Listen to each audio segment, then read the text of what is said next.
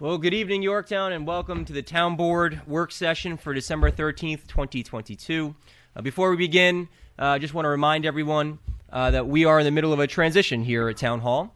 Councilman Tom Diana, as he did last week, will be chairing tonight's meeting.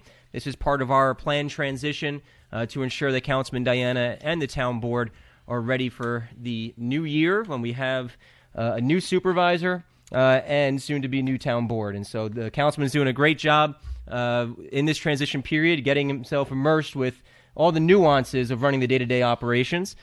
Speaking of which, I do want to recognize past Supervisor Linda Cooper, who's here. A great friend to Yorktown, a great friend of mine, and it's great to see her back here in Town Hall. So I wanted to just, again, remind everybody about the transition. Again, going very, very well. I want to thank Councilman Diana for his dedication to that, and I'm going to turn the meeting over to him to chair. Councilman.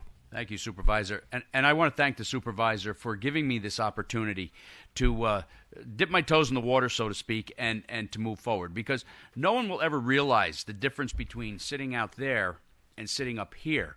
And the difference then between sitting here as a councilman and then supervisor. Right. It's totally different. Linda, you firsthand, right? Oh, she knows. She knows. So it's definitely an interesting transition, and I'm going to enjoy it. And I'm going to enjoy all you folks. And, Matt, I can't thank you enough. Thank you. It's been great. Okay. With that, let's start that meeting. With that, on to the activities. All right. We're going to what's that? Yeah, I think we should do that. All right. Pledge of allegiance to the flag. Detail attention. And salute. Jay Swart, would you please lead us in the pledge to the flag? Pledge allegiance to the flag of the United States of America and to the republic for which it stands, one nation under God, indivisible, with liberty and justice for all. And as per normal, please let's give a moment of silence for all our first responders and for all our men and women in the armed services that defend our freedoms on a daily basis.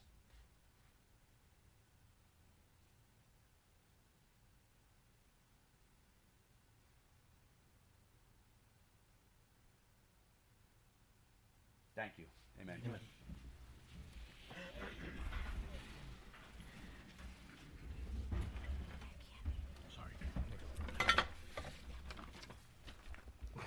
You're the best. I retire. I just got $1 million bill put in front of me. Okay. Yorktown Heights Engine Company Years of Service Recognition Awards tonight. As you can see, all these fine men in blue are here to be recognized for their years of service. And God, there's a lot of them. And we thank you ever so much for the service that you give. And folks, these are volunteers. These gentlemen and ladies that help them are not paid. They do this because they love the community and they love the people in this community. So I think that, number one, we should give them all a standing ovation and round of applause before we even give them the awards.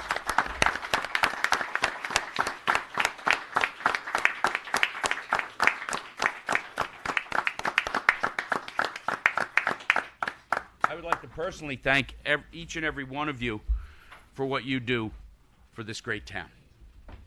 And without further ado, We'll call up Jay Swart. Thank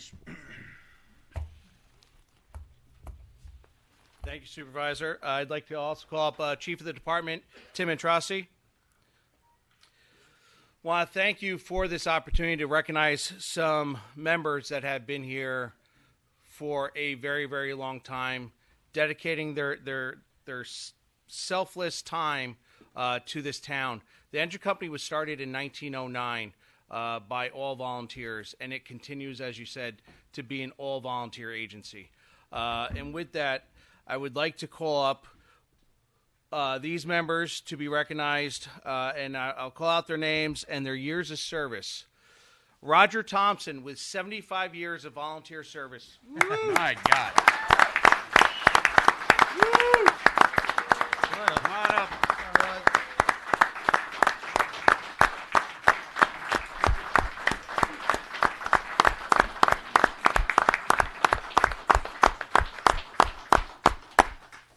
George Lewis, 67 years as a Georgie. volunteer. George.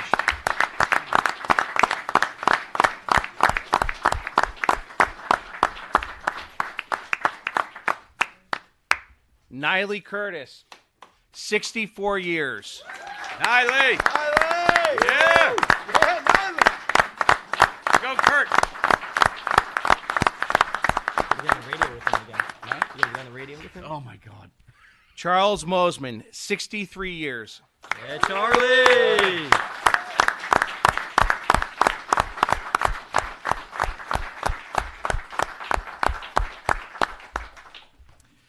Alfonso Cafaro, 60 years of service.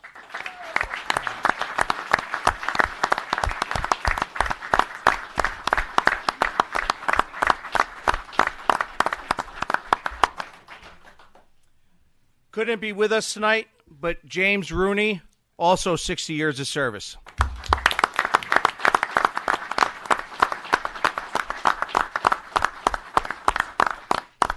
If you give me the opportunity, I'd like to just read out a few more names of other individuals who are not here tonight who also have more than 60 years of service.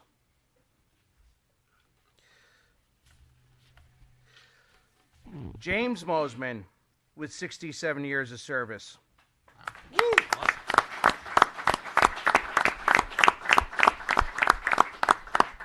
William Buckholtz with 66 years of service.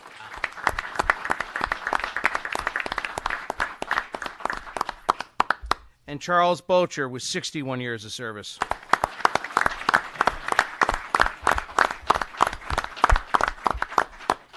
When we decided to come together tonight, we chose the demarcation line of 60 years.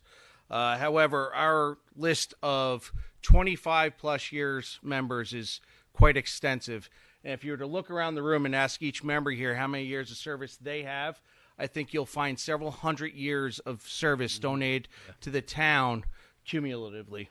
Amazing. Well, I thank you very much for this opportunity to be able to recognize these gentlemen. Beautiful.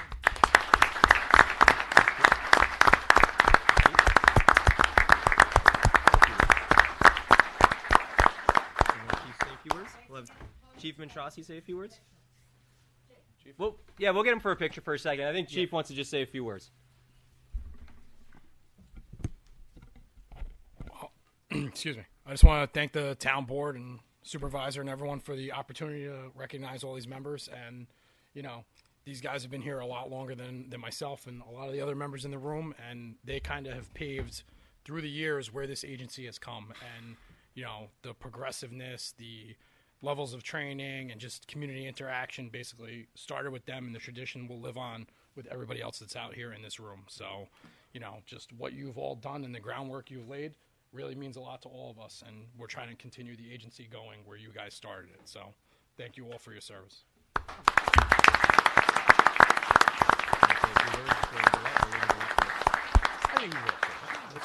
We do have certificates to recognize the individuals here that we're acknowledging tonight, and so we'll have Deputy Supervisor Tom Diana pass those out, and we will have Councilman Lachterman pass those out. Why don't we give him actually Councilman Esposito? He's a member. Oh, yeah. Yeah. One of them. Not you. Got a long way to go to catch Mr. T. Let me tell you.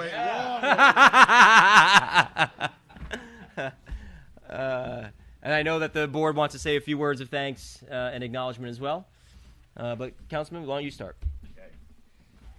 Guess we got to get up here by the mic, otherwise the man in the back will yell at us. He might yell at me anyhow. He usually does. All right. First of all, certificate of appreciation. Niles Curtis.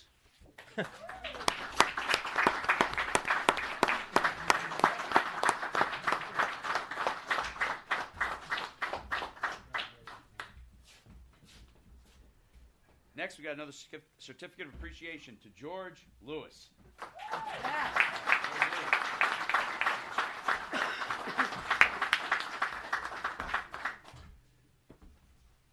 Certificate of appreciation for Roger Thompson.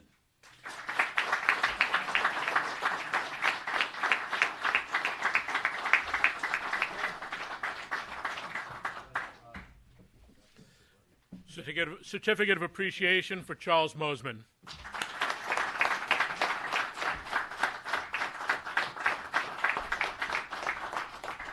Before I present this, I have a unique perspective, and I will tell you that Yorktown is blessed to have these guys here.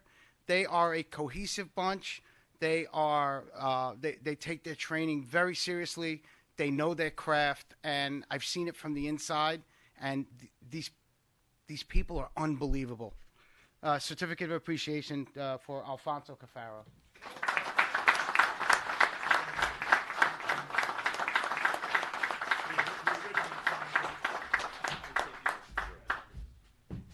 Ladies and gentlemen, I want to thank these fine gentlemen and the ladies behind them again. I have some history with some of the members here. You know, we got Mike Samuels, Joe Gus, George Lewis, Niley Curtis. George Lewis used to call me because I used to plow for the town of Yorktown many years ago. And he'd say, would you please get up there with Niley before he does something bad? And to the guy that's up there helping him out, I said, yes, I'm on my way, George. We're going. But like I say, I'm so proud of all of you. And like I say, I do have some history with you guys, and I want to continue that. I want to see you guys thrive and just make Yorktown a better place to be, the best place to be, which you can't get much better than best that it already is. So congratulations to all of you and all the ones that Jay had read off that couldn't be here tonight. Thank you so much for your service. Before you go, I just want to thank Commissioner Martin McGannon, who contacted our office about assisting in putting this together. But I think the chief nailed it. It's about tradition. We get the benefit of standing on the shoulders of giants, and that's what all of you are for decades in the Yorktown Volunteer Fire Department. Really dedicating yourself to protecting our families, to serving our families, and making sure that we're all safe in our most vulnerable times and times of need.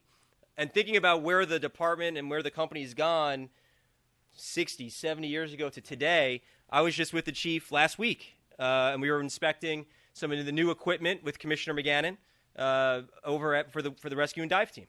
And to think the progress that you've made in those years, it all really is because of you gentlemen. And so on behalf of a grateful community, please know how much we appreciate your years of service, your dedication, your sacrifice, and how you're always there for us. So thank you so much.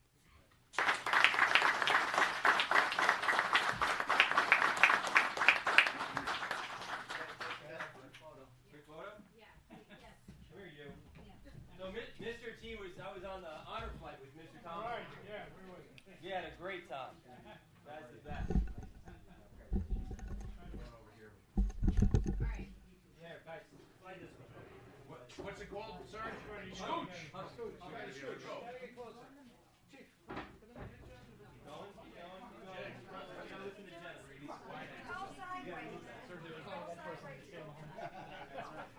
Sorry, I got a lot of hair. Put them in for me. Sideways, right. Sideways. Everybody go sideways. Let's go. I think I'm in the middle, so I gotta go this way. You gotta go this way. You're at the front. Why are we in the middle and not these guys? I don't know. That makes no sense to me.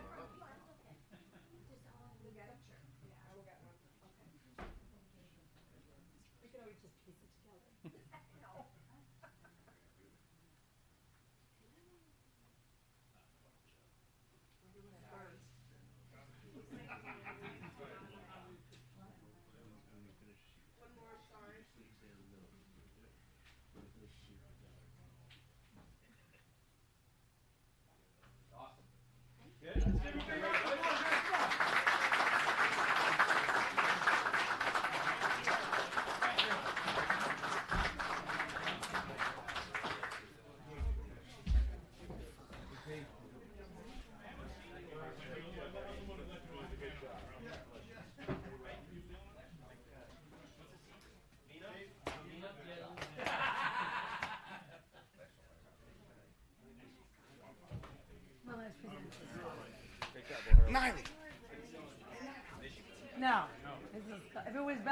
waving.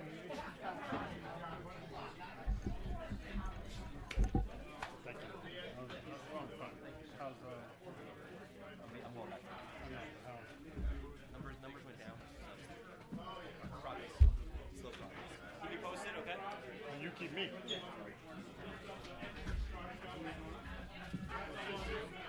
Thank you. Take care. Okay.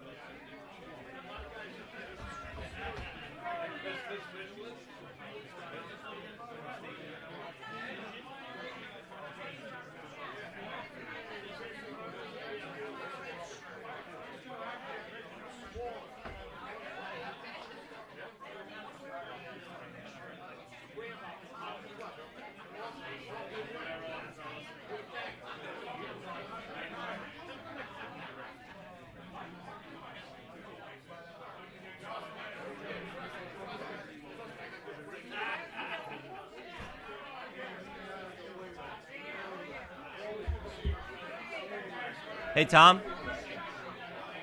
Councilman Diana. Councilman Diana. Tom Diana to the dais, please. Ed.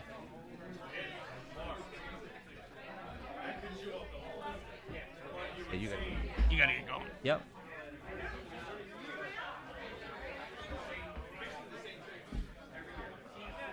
God darn thing. Tangled up in the wires. We'll see you soon. You want to just remind people that we're going to continue with our agenda? Some of my favorite stories are when you talk to Roger. Ladies and gentlemen, we're going to continue with our agenda at this point in time. Back in the day.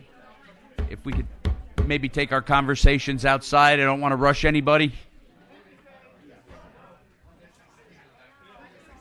Tommy, you're doing a horrible job keeping us on time, Tommy. We're gonna. All right. You'll get catch going up. here. Yep. Teasing.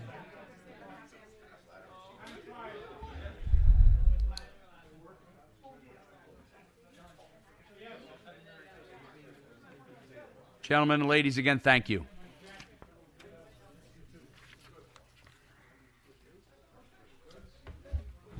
You should hold on to that one. You can give it to him to see him.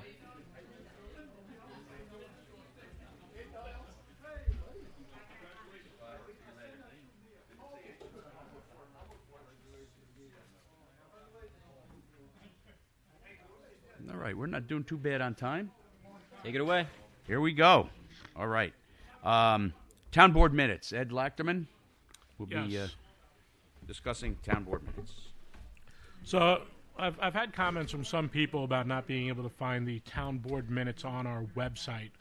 Today we were able to find something on the tax code 360 site, but the minutes used to be housed on our actual website. So there's a concern if the 360 site goes down and we can't get at it, and the fact that people have to jump from site to site when we used to have it on right on our website. I think that, from a transparency point of view, we should be right on the website where it says there are supposed to be minutes. We should jump in and be able to press a button for our minutes there. And that's the way it used to be. Yeah, I know. In the last, I know I just did a search on 2017, and I was able to find minutes from there. So it's something that has changed, and there's been a lot of confusion about it. And I think for the ease and access of our citizens in the town of Yorktown, we should definitely have that right on our main website. I completely agree with you. Thank you. What is there a link? There's a link that goes to the code. What's Code code 360. 360. Yeah. But I don't understand. When did it change? So Why did I it can change? answer that. Oh, First okay. and foremost, the written minutes of the our meetings are the town clerk's minutes. Okay, that's my prerogative. That's the way it goes under the law. Your video minutes, your unabridged video minutes is your official minutes of the town, and they are on our website. They've always been on our website. What was happening is we've had a lot of problems with Granicus this year. We're looking into a new agenda minute program, so we are in the process of changing things over. But what happened is Granicus went down a couple times this year on us.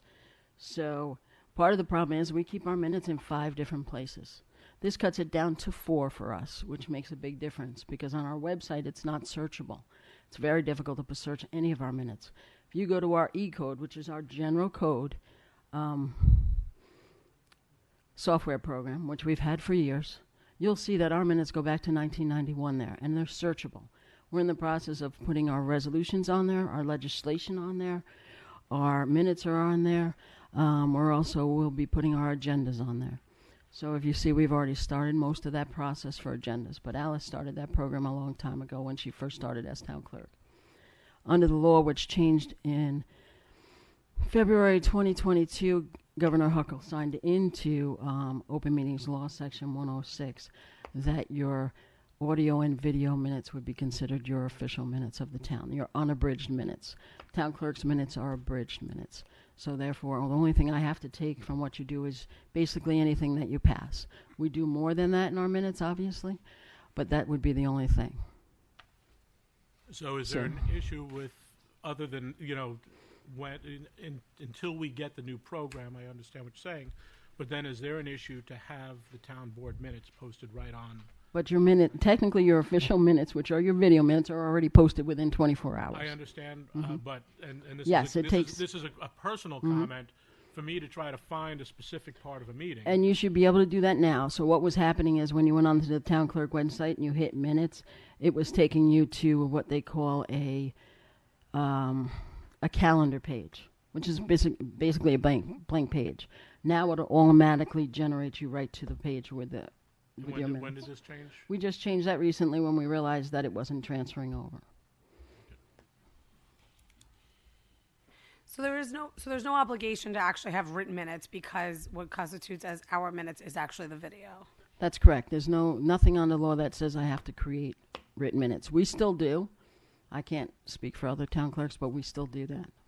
And we will continue to do that. So my question is, once we upgrade and get on this program, can those written minutes be part of the clickable links right on? I think part of the problem is Granicus, the software program that we have is outdated, and that's why we're having some of the problems that we're having in loading things up. So I think that with the new program, if we go with Granicus and we update their software, then we can do that. If we go with another program, what we're looking at, which is Agenda Click, it might be a little different. I mean, this is important also for me because in one of our videos, I had referred something to all departments. And what I meant was the zoning and the planning board because it was a structure, and it went to the library. And here was the problem. No. So now with I'm that. aware that Okay. usually if you're writing the notes, I would automatically think that, granted, you know what widget we were talking about. Clearly, library has nothing to do with it. But it Okay. went all over In all because due respect, I said, in all due Let's not respect, speak over each other. no, just want to make sure. I said all departments, so therefore, either it All was written departments. down in your minutes or it was rewatched in the video. I now have to be mindful that I need to speak as if I'm writing it down because when I did refer that I was only talking about planning and zoning and appropriate departments, I didn't realize. And typically that's what's stated, that it goes to appropriate agencies or departments, and that's what's been stated for years. The supervisor brought it to my attention that you said all departments, so we had to send it out to all departments. That's the resolution you passed. Typically, I would not do that. I would only send it out to appropriate agencies, and that's dictated to me through the law. Okay, so hold on. So when the supervisor brought to your attention all When did I do that? departments, Yeah, you called me on the phone. No And- recollection of that because Yes, I, you did. I mean, and Come on. Jenna called my office and asked when we'd have it back from department heads. So then I think we also need to start recording our phone calls if that's the way that the town clerk's office. yeah, because I just felt like that was a completely. I'm sorry, dear department heads, for the inconvenience, because A lot of confused department heads Well, asking they why were they because they don't know what an overlay district is. That's why I had to speak to them all on the phone. Yes. yeah, they had no idea. So I just correct. now I want to understand because I'm going to talk here as if we're having a conversation. I'm having a conversation with my board. I'm having a conversation with my constituents. I keep things. I bring me, all of me. So in my conversation, I guess I have to be like I have to speak as if we're writing. You first, correct. Matt, about that resolution. I have no recollection of this. As if I sent the hotel to. Yes, so what we did, and quite frankly, there was a lot of issues with that because we only had like a 3-page document which was unsigned. We asked the applicant to come in several times to sign it, and he did not, or to give us plans, or to give us an EAF. He did not. So what we did is to keep it moving, we sent it to Westchester County Planning, which we have to under the law, Right. and we sent it to the Planning Department to keep it moving. So, and we did that, and we did that with Soundview. We followed the exact same routine with Soundview. The issue came with that resolution when you said all departments. That's what happened. So if we said appropriate departments, then I will send it out under the law of who we should send it to. But you just said like you knew immediately the appropriate. Like although I said all, because I sometimes even say I words know, in but it's a Italian, resolution that know- you passed, and I can't dictate under a resolution. If you say to me, send it to all, I have to send it to all. I can't just pick and choose who to send it to. I know. I don't want to conduct these meetings with like, please walk in, turn on the light. Absolutely unlock understandable, the- but appropriate agencies would be better for everybody. Right. I'm saying now I'm gonna have to be very mindful that in the moment I use the exact words that I want to be represented by. So two things. Who decides the appropriate agencies? That's under the law. There's a list of agencies. The law decides depending on what it is. Like if it's a zoning issue, then it has to go to Westchester Planning under the state law. So there's a lot of different things that we would have to send it to. But typically it goes to people that, or agencies or boards that it would affect. So if you're putting up a house, you're going to take down trees, we'd send it to the tree commission. So there's not a static list. It's No, really it's based on the It's applicant. also subjective to some degree. Well, right, because common sense would put exactly what you said. If you take down a tree, go to the tree commission. We're putting up a hotel across the street from DeVito Park, and we sent it to the library. Like, these department heads were kind of like, what's going on? And it was my fault because I said the word all. But I would have just think that in common sense, we would have referred it to the right department and kept it moving. So Well, we that's did why keep I it was moving anyway, but yes. that's why I was confused when it was like, hey, by the way, this was your verbiage. So I just wanted to address that. Again, I'm very sorry. So now, as far as the minutes, Department heads. as far as the minutes go, what you guys are looking for is you want it to be more transparent, and you want it to be also available, the abridged minutes from the clerk that she's taking. You want those to be as posted as well in the same location where the video minutes would be. That's what you're asking for. They want like Okay. a one-stop shop. And I understand- On our website, it actually says to click here for agendas and minutes. Right, and there's no minutes there. There are no minutes where it's telling you to click. So unless you stumble across the way to get to E360, Through the E-code and whatnot. right, So, yeah. But now you should be able to do that without a problem because we've linked the pages. Yeah, but you still have a link that says under your government says agenda and minutes, and you click it. There's no minutes. It should Like, be I taking just- you to the other. It should No, be it doesn't. taking you general code. I'm looking at it right now. It does not. And should so take I you. just think that, in all fairness to be user friendly to the residents of the town, that needs to be rectified immediately. And I don't remember being ever notified. Was any of the town board members notified that Granicus was not working properly? I have no idea. No, I don't recall No. that. I You know, don't when if we that get happened. questions from the residents to us about why their minute meetings are hard to find and or not on the website, and when we have board members who are trying to find minutes on the website and they can't do it because, again, it clearly says how do I, and it clearly says, it says your government agendas and minutes, and when you go over there, there's absolutely nothing there for town board meetings. I don't know what section you're going under then. It clearly says your government. You bring it It up, says and agendas and minutes, and you can search I by do any. my minutes on my and you page, can so I search don't by know the any. other pages. Well, I think that's part of the problem. Your minutes. So I think that you can go to any committee and you can search town board, and if you search town board, it stops after a certain amount of time. If you search this year, there's nothing there. Maura will bring it up for us and we'll show you how. So. it goes. I only. I do mean, the- I know how to do it. the I minutes mean, it's only not a go question on- of how to I do only it. do I the understand minutes how on to my do it. page, But my so point I being don't- is if you go to January 1st, 2022, and you search till today, it still doesn't show any meetings, even though there's a clear link that says meetings. And if you go back beyond that to a certain point in time, then when you see under minutes, you can click a link that brings up the same PDF that you find on the eCode 360. So I think the point being is it's got to be all corrected so that it's transparent and accessible for everybody. Because if there's questions about things that transpire in meetings, I'm sure I'm sure you guys like to review minutes about certain topics. Yeah, I mean, I don't want to sit through a whole video to find the spot Right. where, I could be there for You can always contact our office, and So we'll have them anyway. available to I mean, you. I should also be able to go on the website. I should be able to go on the website and find it too. I mean, if I can't find it as a sitting town board member, how can a resident be expected to find it? And that's why we've tried to make it easier by making this link available. Well, I don't think you did. I mean, that's the problem. Maura's going to bring it up, and we'll show you how we do. Okay, so I know under the law that your minutes, Diana, are your minutes. That's great. That's fantastic. Is it possible to put your minutes up as well? I guess that's what the question is, right? And the problem is we're already putting them in 4 other spots. So until I minutes? pick... They're on her page. Correct. So remember, we have them on Laserfiche. We have them on a file in our system. We have to put them in the book, and we put them on eCode now. The 5th part was putting them onto our website also, which isn't. It's not even a searchable engine, which really means nothing. So if you want to go in and read through them, that might make a difference. But if you want to search for a specific topic, the easiest thing to do is to go under eCode and do that. It's the easiest one to utilize. Okay, so but would you be able to add them to the website to satisfy what the town board is saying? I don't think that's an overreach. I know that you don't have I to think we under the can- law. Hold on. I know you don't have to under the law. I understand all of that. We're just saying I think that would be a little more user friendly because when you go on our website, you could search by year, you could search by month, and then you could pull up the PDF. And I think that's what the issue is. Well, yeah, that I mean, guys if are you look at talking the about. website right now, if you go all the way until June 9th, 2020, there's minutes where there's supposed to be minutes. Anything after June 9th, 2020, there's no minutes. Okay.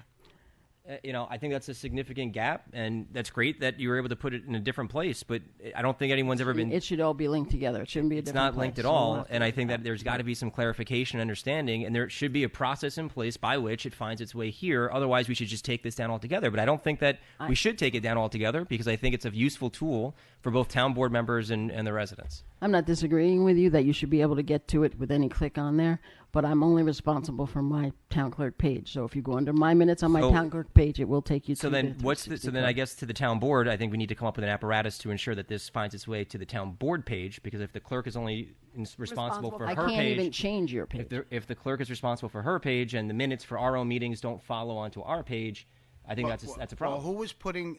Obviously, when you go back to a period of time, there are minutes there. Who was putting those minutes up when that was happening?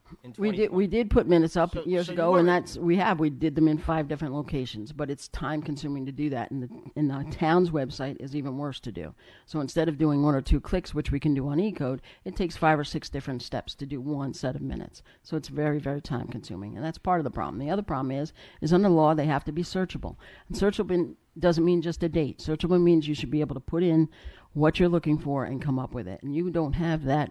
That tool really doesn't work on our website. But currently, I think what the concern is that it might be time consuming for government, but it's more time consuming for our constituents, and I think their time is more important. Oh, absolutely. And I But think- hold on, please.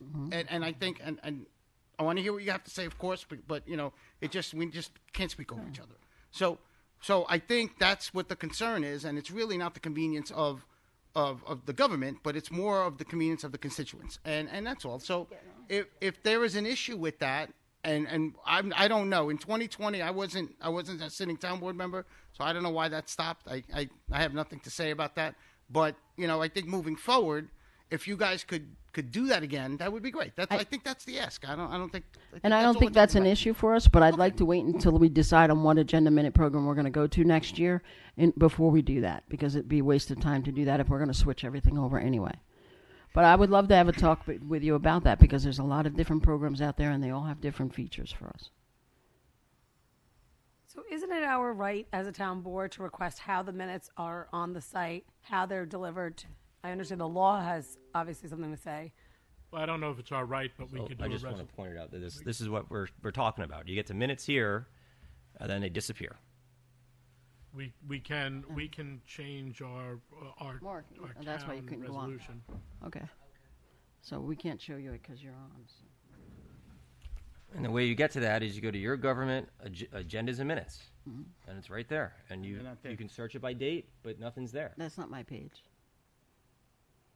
Well, it would be good to know then the process by which and which pages you're updating, so that we think can we make should- sure that we're excuse me, so that we can make sure that we're directing No, the we don't. constituents who ask these questions to us about why there are no minutes, why they can't find this information on the town board's website. Well, I think you should direct them to the town clerk, and we can talk about But that. the town board has questions, and town board members have those I questions. haven't too. gotten any calls from any of you. The town board, Not one. The town board should be able to find their own minutes. Who was And doing, your minutes are on there technically under the law. who was doing them up Because of the until video. June The video, of yes. 20? You have to sit there and watch a 4-hour video. I can't. Who was putting the minutes on there as of June 2020? I put all our minutes on. I review everything before it goes on our website. And when did they change the law for the video? What's always been the case, so that's not. Like you She search put it into what she put into effect is that the unabridged, which are your audio and video and written transcripts, if you do it that way. She just added to it.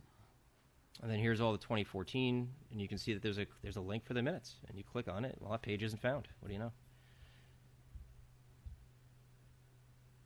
And then here it is for this meeting. This is June 3rd, 2014. I think we just want it improved, is the bottom line. For whether you're a constituent or a town board member, it should, you should be able to find these things. Yep.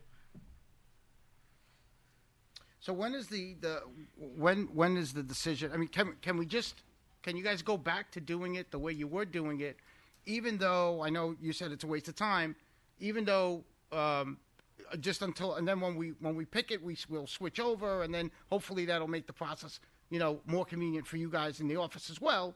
But at least from this point forward, we would be able to provide If it you in can the come same off there, fashion we'll we show go you how you go through on the other one. Diana, hold on a second. I was speaking, right? So Sorry. I'm very respectful when you speak. I get it. Okay. So, and then this way we could provide the minutes as they always have been provided to our constituents, to our citizens.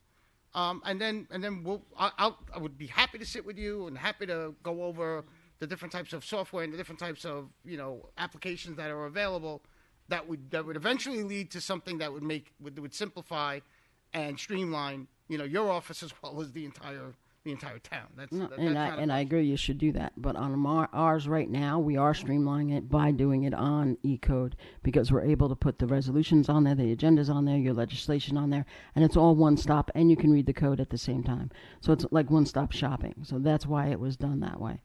And it should come up, and I believe Maura should be able to bring it up if we can go onto the website. You're talking about this one right here, where you come here. Correct. Yeah, I understand. But it's not a hard fix to be able to do this through the other way, too. And the other way is the way that was been used. Ed, how long have you been a town board member? 7 years. And that's the way you've used it? Yes. Has anyone told you ever do it differently? No. So And when it disappeared, I started watching videos, which I find to be awfully time-consuming and not really an appropriate way to try to find the information.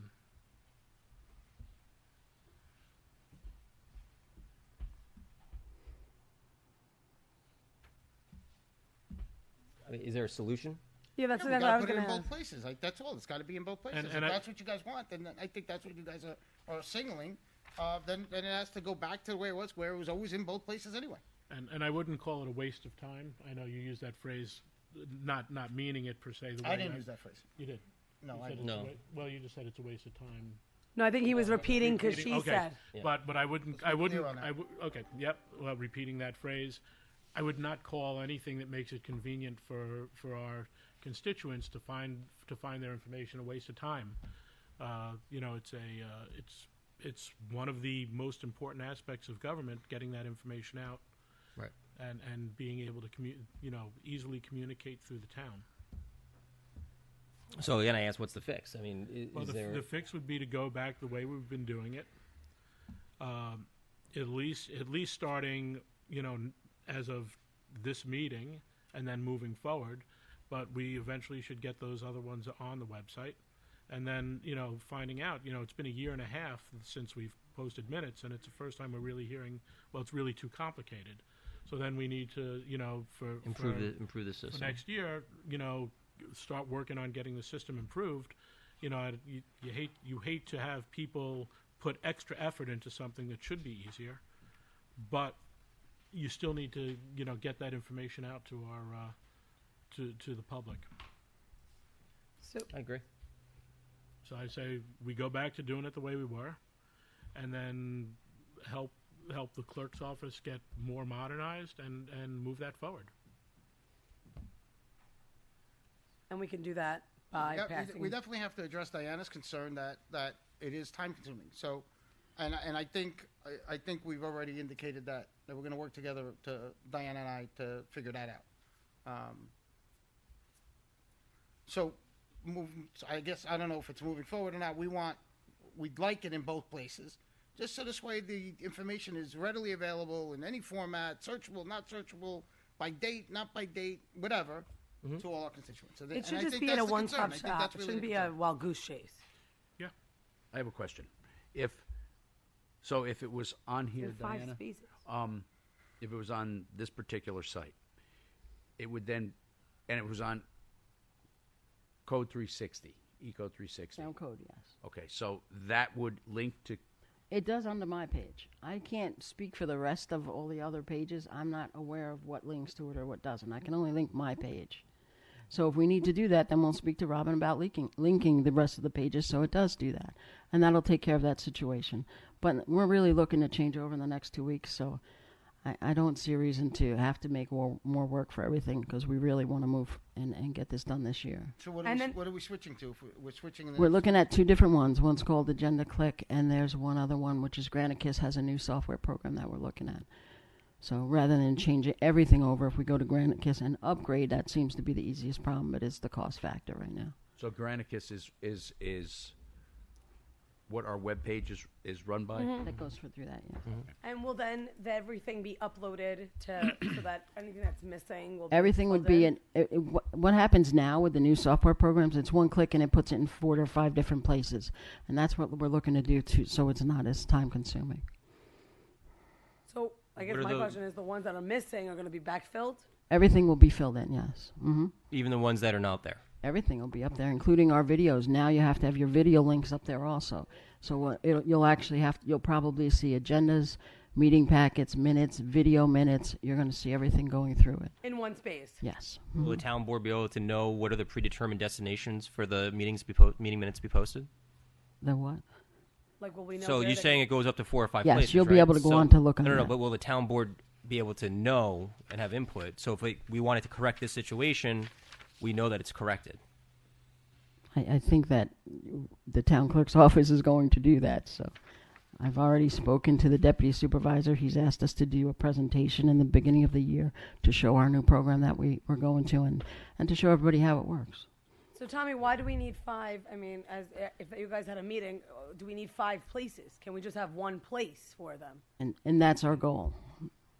Like, I think what's that's the point? that's the efficient way to do it. You post the actual document and video Right, in we one could do one location, and then you location. One just link to location. it. I mean, I This is an easy fix. All you have to do is where it says minutes is put a hyperlink in that goes to the Ecode website, and that's it. It'll be done. I don't know why. I don't see why it's so time consuming. I still have a concern with that just being on Ecode, not housed on our own site, because if Ecode goes down or there's an issue there, it's out of our control. So we really should be housed on our own site. So, are you vetting these 2 programs with deputy supervisor? No, Or- he just asked us to do a presentation when we picked the one that we're interested in. And these are the So we're only down 2 to- that are. We've kind of narrowed it down to about 2. So So these are the 2 most qualified. One obviously is an upgrade to what we have, and the Right. other one is a new one. Yes. And I hear what you're saying. Like, if everything had a hyperlink, it could just go straight to it. I also hear what you're saying. Hyperlink on a hyperlink, we should have one place for it. It should be, oh, you know where your meetings are? They're on our website under meetings. and that's it. Click But on that, and they'll also still be on general code. That goes back to 1991 when Alice started that. Okay, but I'm saying, but moving forward, Yeah.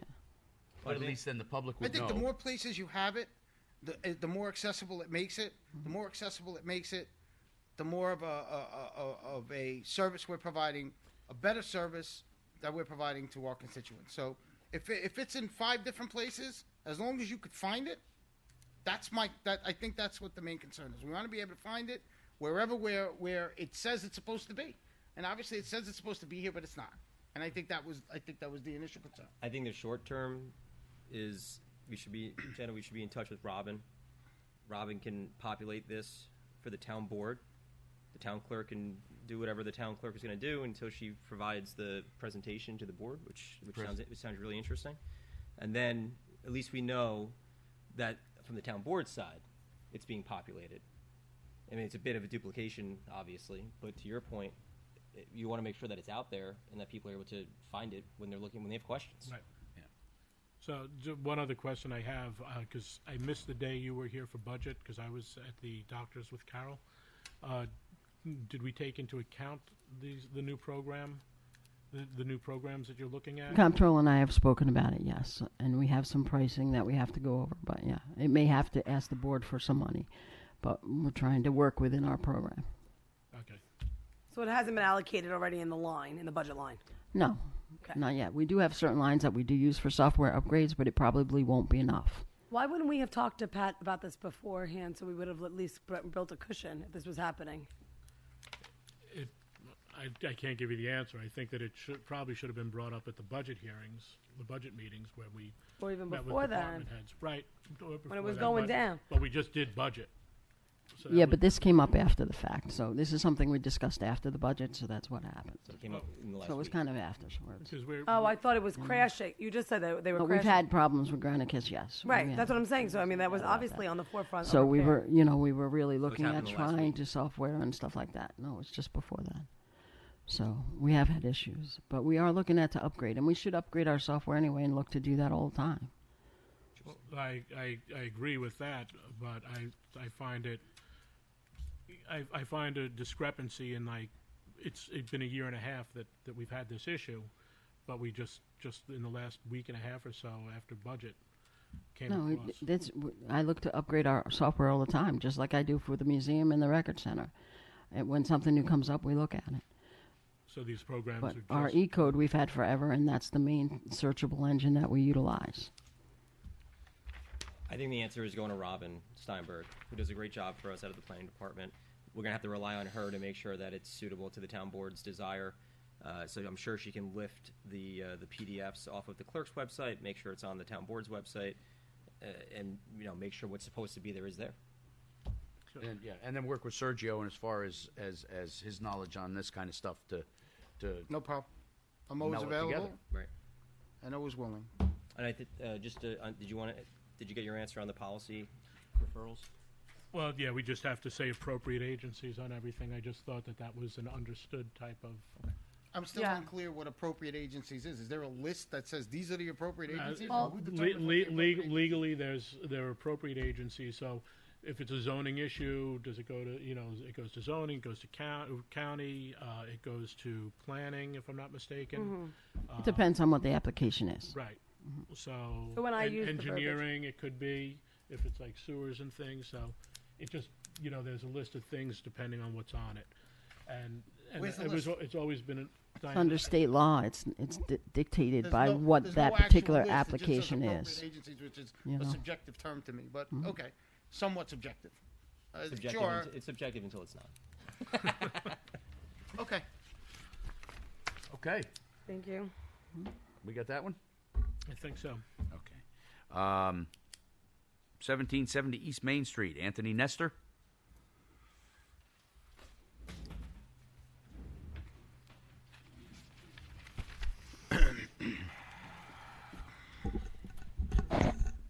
Good evening, Supervisor, members of the council. My name is Anthony Nestor with the firm of JMC, who represents the applicant, which is Mohegan Lake Gasmort, in their application to continue repairs to the upper facade of their building located at 1770 East Main Street. BP. That would be BP. EP, I'm sorry. Yeah. That's okay. I just want to make sure. The scaffolding on front. Yep. So in the process, I believe there was a stop work order issued almost a year ago, which ceased the repairs to the canopy, not a canopy, but to the soffit of the building. And application was submitted to the town and was put on various boards' agendas, such as ABACA, the Conservation Board, and the Tree Advisory Committee, which we appeared before all those boards. And I believe memos have been submitted to your board with a no objection to the proposal with regards to continuing the repair. And I'm here this evening to answer any questions that you guys may have with regards to the application. Yeah, this one's been hanging out there for quite a while, as I recall. That's the wrong one. That's the wrong one. Yeah. They're now going to move forward with this to get that situation corrected. I know they have scaffolding out front and so forth to provide a safe Correct. entrance and exit out of the facility. Do you have any paperwork that we could that they could put up on the screen to show what it's going to look like and et cetera? I do have hard copies. I don't have anything electronically, but I do have hard copies. I wasn't sure. okay. That's all right. I wasn't Hard sure copies what are to good. bring. A board. I had boards, but That's all right. Show us what you have. Yeah.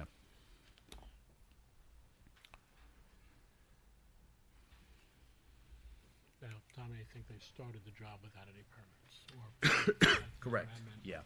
Yeah. I think it actually fell down. May I come up and hand Yeah, it yeah. out, please? Yeah.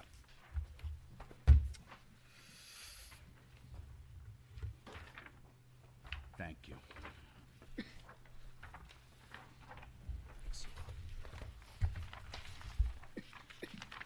Thank you, sir. Thank you, Ed. Can you give one to the clerk? I don't know if the clerk has We one. need one for. So it's going to remain very similar to the way it looks now, but nicer. Exactly, and I think what the proposal was not to have the soffit project from the Right, building bumped to out. avoid future conflicts with trucks. Right. I think that, and that's what Conflicts with happened there, trucks. wasn't it? Yeah, I think one of the gas trucks or something took it out, actually, didn't it? To be honest with you, I'm not 100% sure. I'm But kind of that's filling Tommy, I in heard tonight something. for somebody who couldn't make the meeting. So that's a tight turn. yeah, it is very And tight It's an turn. issue with the overhang. Yes, that's Yeah. what I Because it remember. used that to we stick out. Yeah, yeah. John, we have our director of planning who can speak to this.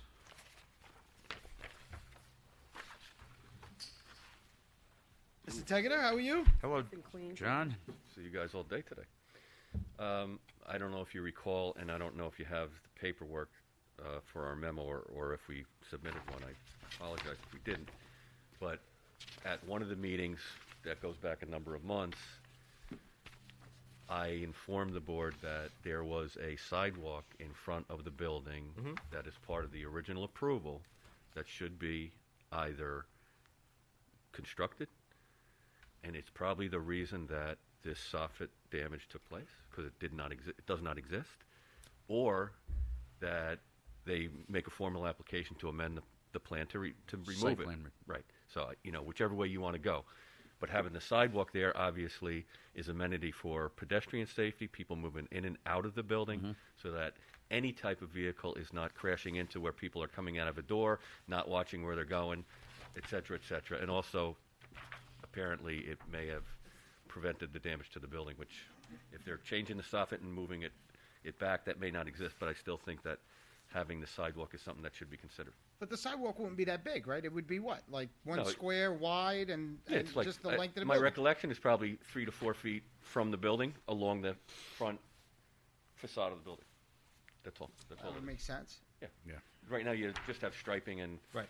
and asphalt that just goes up. Right. Right, Anybody so you can walk drive. out, you kind of, technically, you're walking out into the street. You're walking out into the street, Right. and people are driving It's in there. not the street, but it's there, yeah. Exactly what Active you're driveway. Does the Thank you.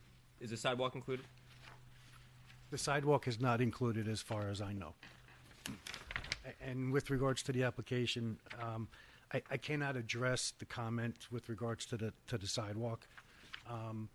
All I know is they're just trying to get the building closed. There's been a tarp on there for a while just to keep the weather out. Mileage. That's a generous term. And Yeah, I was gonna say. we do, I would, I like this guy.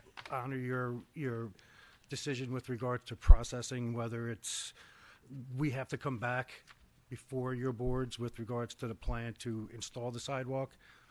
I'll leave that up to you. I think it's a good idea. I do too. I don't think Gotta it's keep the trucks out of there.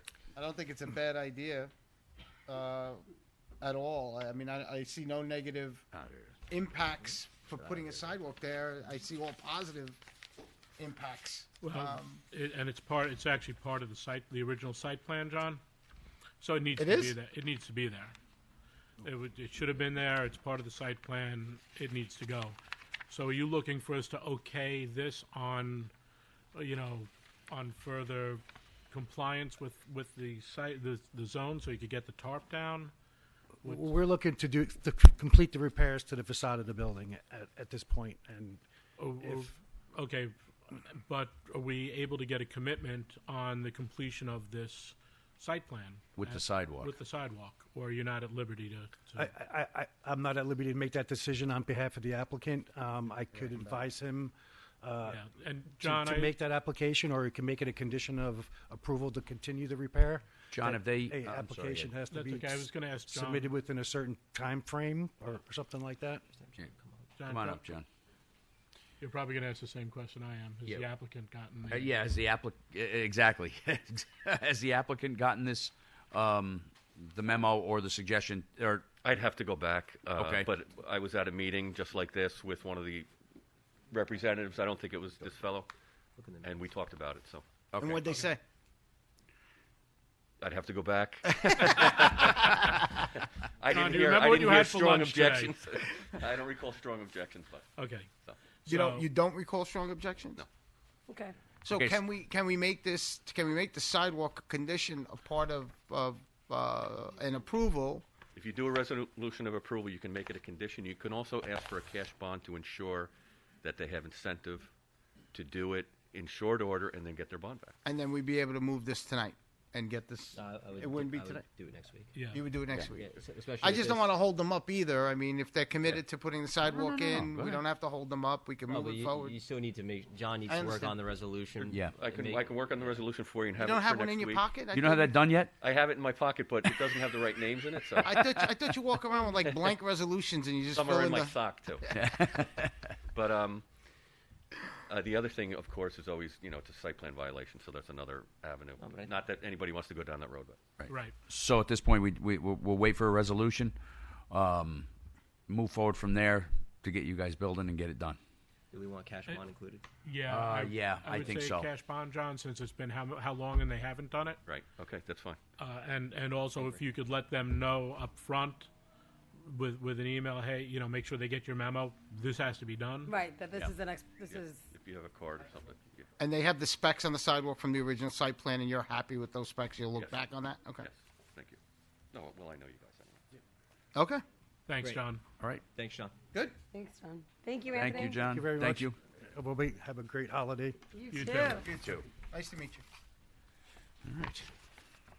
Want to take this one? You want to take the next one? Or you Yeah. got it? Go ahead. We'll bring the Parks and Rec up. We're going to discuss the state municipal grant. We have, once again, good news to share. Courtesy of State Senator Pete Harcum, a $50,000 grant has been awarded to the town. I'm sorry? Guys. I'm sorry? Hey, Matt. Your shitter pen's not working. My pen was. Oh, okay. $50,000 grant to the town. This was originally for the second phase. We talked about this a lot this past year. Phase 1 at Granite Knolls was the inclusive playground, which continues to do very, very well, and I see it's great to see so many kids on there, of all abilities, by the way. And then secondly, which we talked about, was the potential for a second phase With the sensory garden. with the sensory garden. And so we're at the point now where we know that we're going to be able to obtain a $50,000 grant to support that project, but I thought it was important for us to come together and have a conversation. Well, what is the project? well- I know we were going to do a sensory garden, but what is the Yeah, pro- so the project is a proposed sensory garden, and that's where I think we're at. And so the Anna Mandera couldn't be here, and she's just been a terrific advocate for this and for Lakeland SEPTA. And I spoke with her at length today. But I think we're at the point now where we need to figure out to your. What is the sensory garden? No, I mean, plan? like, what's the we have vision? to I guess. we have to get granular now. I like since we sensory know- stuff. My office is covered in it. Yeah, so since we know that it's Yeah. a $50,000 grant, we need to start figuring out what are we actually putting, what's actually being proposed to be put there, what's the actual cost, what's the actual cost for installation, what's the maintenance plan, I would imagine we would want to know, right? Yes, and I So, also, I We're mean, just at the point now where the second phase is achievable.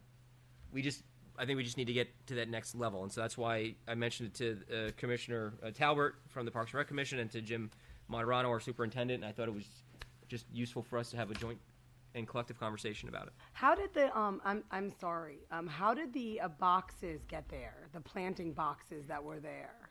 They had Home Depot actually donated it Okay. from the work from Anna and Diana. The Home Depot donated that with some plantings and some benches. So those are actually going to be removed? Is that the intention? know. Okay. They are good for, like, we could even put them in town hall and plant a garden. Like, there are I they're do have garden to ask. boxes. I do have to I just ask. didn't know how they got there. I thought when all this started, a plan was asked for. To It say was. nothing has. Well, they did the 3D presentation. To the town board. Right. town board. And Yeah. we were, and the Parks and Rec Commission was invited. Yes, you attended that meeting. Yes, we did. And I know the ones that were there, the rose bushes or whatever, are in those raised planters. They were basically put in there for the grand opening, as were the plantings on top that were put in the pots. Most of that was for grand opening at that point in time. Yeah, no, In I was talking talking with about Anna. where the inclusive playground is below. There are these planting boxes where I would use for like tomatoes or like flowers or whatnot. And I wasn't sure if that's the sensory garden or those were just there to hold Placeholders, flowers. so to speak. Placeholders. Placeholders for the But grand they still opening. require answer maintenance, and I feel like we've lost a few of those plants in there. So I'm curious, were those? They're all gone now. So They're all dead? Were we supposed? Yeah, because I'm gonna have to take the Arctic up there. You need like a greenhouse if you're gonna plant flowers, like legit a greenhouse. It's a very difficult place to Oh, sorry. It's okay. It's a very difficult place to grow love it. anything. Bring all of you. Bring Yeah. all of you, Councilwoman, all of you. Oh, yeah. That's what we started Oh, with I today. just started. Next year's going to be even better. I'm just saying, like, when I think sensory, I also think we did speak a lot around, I mean, from what I gathered, the sensory garden was also a place for pause, right? For somebody who might be overstimulated, for an ex-vet, somebody to come there and pause. So, like, a little reading library. So we think sensory, you think garden, I'm like wondering if we're gonna have like Willy Wonka fake flowers that like sing to you or you could touch them. Doesn't necessarily have to be real, because if it's real, it's gonna require maintenance. And I don't even like standing there for football, so never mind going to water the flowers. So I just want to understand. I mean, I don't know if I'm asking the right question to you, and I'm looking at you. You are not asking the right question to us. Okay, we so- do not know what is included Because in the there sensory are garden. different versions. From my line of work, there are different versions of outdoor sensory gardens. Some of them actually have textiles. Some of them could be like literally like, like Braille or like different types of wording. You could have like where it's very quiet, so we could put like, and honestly, even evergreens don't even stay there. It's so hard to grow anything, but maybe there's a way we could grant like a little space where somebody could feel safe, maybe an oak tree or something, where it's like the reading tree or something. So what is the vision that was proposed to you guys around this phase 2? The vision is what was proposed to the town board that we were That was it. were invited to. That's my understanding of the vision. That's where we're at. We don't know how we much of ended that's there, really and we gonna be. haven't gotten beyond that. So, but also at the same time, we also didn't know financially how much money we would have. So now we know we have a budget of $50,000, right? Yeah. That you're getting great. from the state. So I think it's worth re-engaging in the conversation. So that's, again, the purpose of this was just to re-engage in that conversation so that we can start getting the ball rolling to understand the details and getting on to, like I said, to that granular level to understand what is the actual plan and design. Yeah. Jim's got to worry about the maintenance. Wait, no, but hold on a second. Diana, is it a live garden that was intended, or is it a sensory garden that could be made up of different types of textiles and materials? I believe it was a combination of all that. So there is Maybe a water feature. Sensory gardens hit the 5 senses, and that's what they're meant to do. Yes, I don't there's believe one- they were there's going to do anything that had to do with taste. I think they were just they going to have touch ones base that on the have other sprays ones. where they smell like Yes. strawberries. No, There's- I'm very Yeah. fluent in this. I know, but- I Yeah. understand. So I just was curious because one of the things as the liaison to the You're on Loveland a Parks committee. and Rec, She's I'd on like a to new say committee. is I don't think we should be planting anything over there. If like we're gonna have to keep it alive, and we want to keep things alive here in Yorktown. Right. So I just think that but now we have $50,000. I guess they're gonna go back to the drawing board and see where they're gonna spend the $50,000. But before we finalize the grant, right? We need to We're know at where that it's point going. where it's like sign on the dotted line. we should make sure that everyone's on the same page and we understand what we're doing with the money. So we're I not gonna think lose the if money, I can though, make a right? recommendation, to the Parks and Rec Commission, I think we should re-engage with Mrs. Mandara. Yeah, Absolutely. for sure. I think we should invite her to your. When's your next meeting? The 5th? January 5th, Fifth. yeah. January. Yeah. So I think we should have. I think you should invite her to your next meeting, right? Yeah. And then I think it's just about re-engagement and just understanding. Okay, like this was the initial proposal, but how do we get there, and do we have enough to get there? If you know, And what's sustainable build and what's not. I mean, let's talk facts, Plants are too. not sustainable. I'm aware. Some of the most mature trees that we've planted at Granite Knolls have recently died. You know, we just can't. is it just the I'm not a. I mean, I think it's a mixture of the Barry soil. Gill- It's got to be. Is it the soil? Is it just? No. All the above. Extreme winds. That's what I was thinking too. Is the wind? Cold. Oh, the Oh, it's wind really is windy brutal. up there. And No hot. shade. The wind's brutal. No No shade. shade. And I think the pH in the soil is a little off, too. And it's Well, extremes, right? You get really hot, and then I've been there like an ice cube, freezing, especially for baseball, John. Our parks foreman has taken steps in the last grouping of trees, 20-something trees, that we planted to enlarge the area of fresh soil, and he did. And Still. Well, then it depends on how the group some does make it. I think those are all things that we need to bring to the conversation, Well, right? maybe the $50,000 is going to buy them a greenhouse, and then we're going to have hanging plants. I don't know.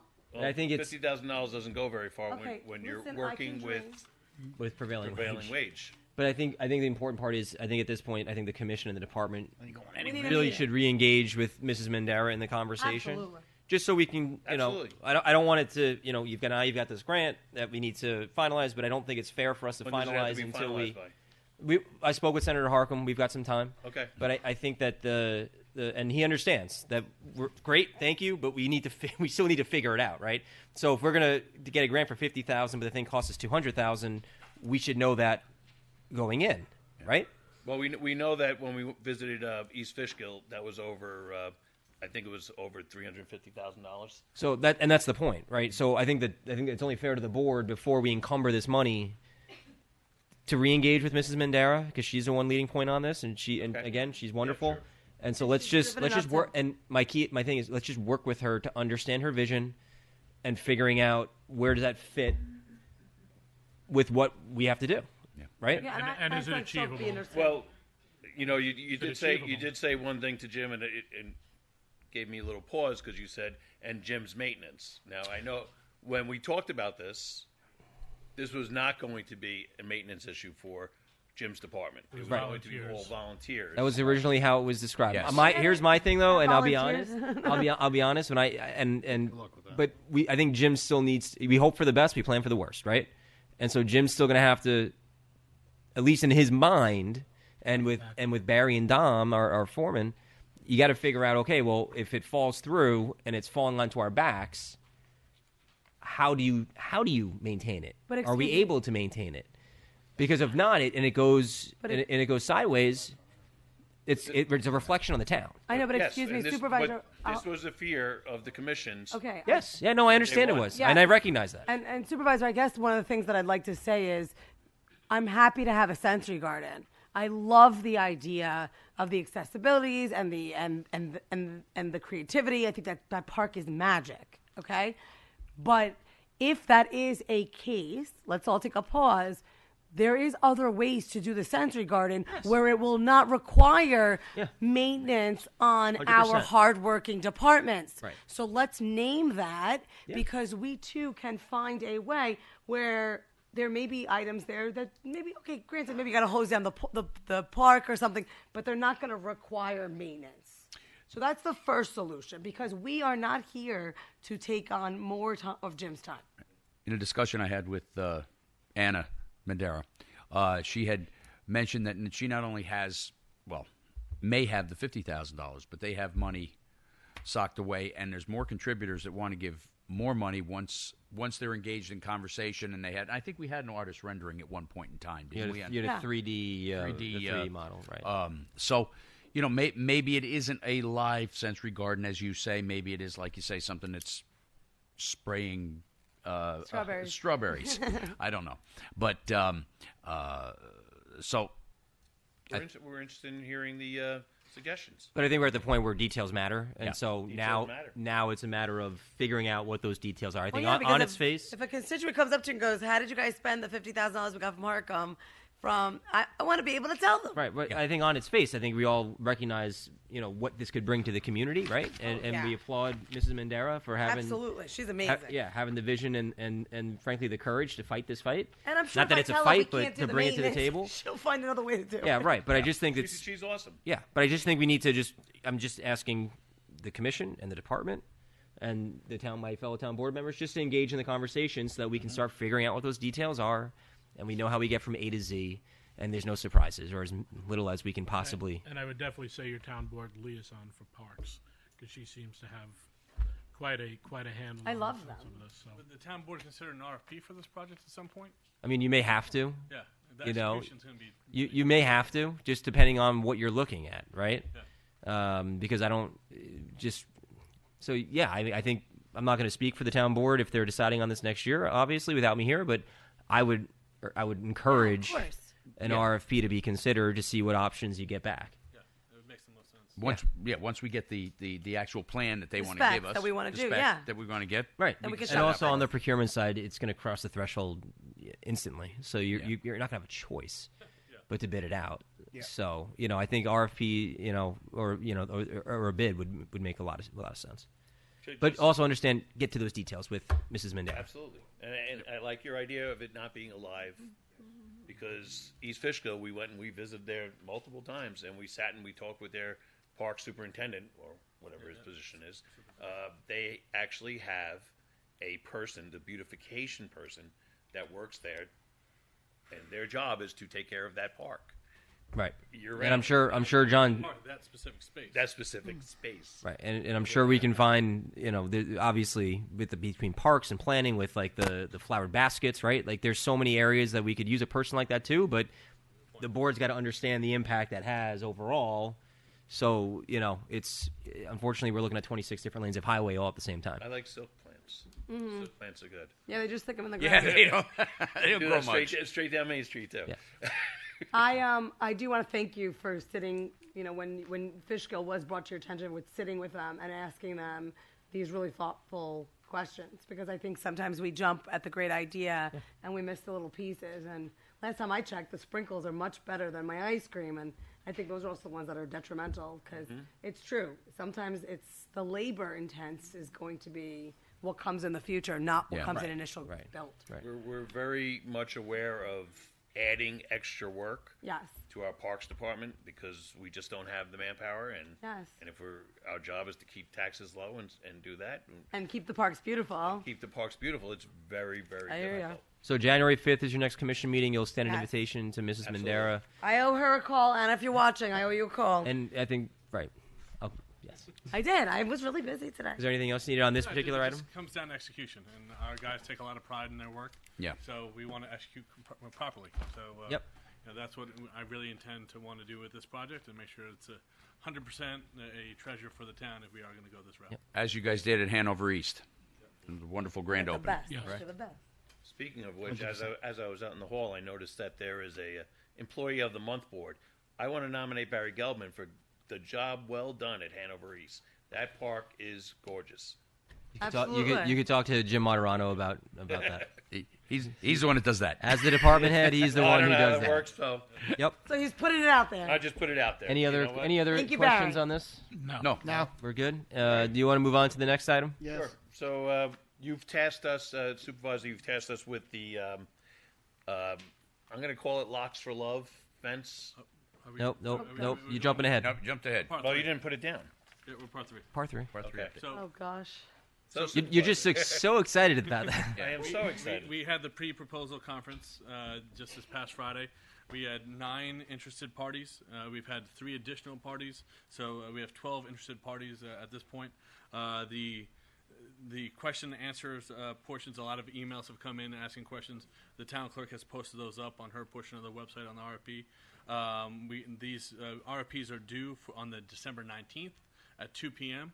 A couple of them have asked for potentially asked for extensions. I told them to send that to the town clerk if they do. However, others that kind of had more of their act together said, "Oh, we want to make sure that it's on the 19th, so we can start this process sooner than later."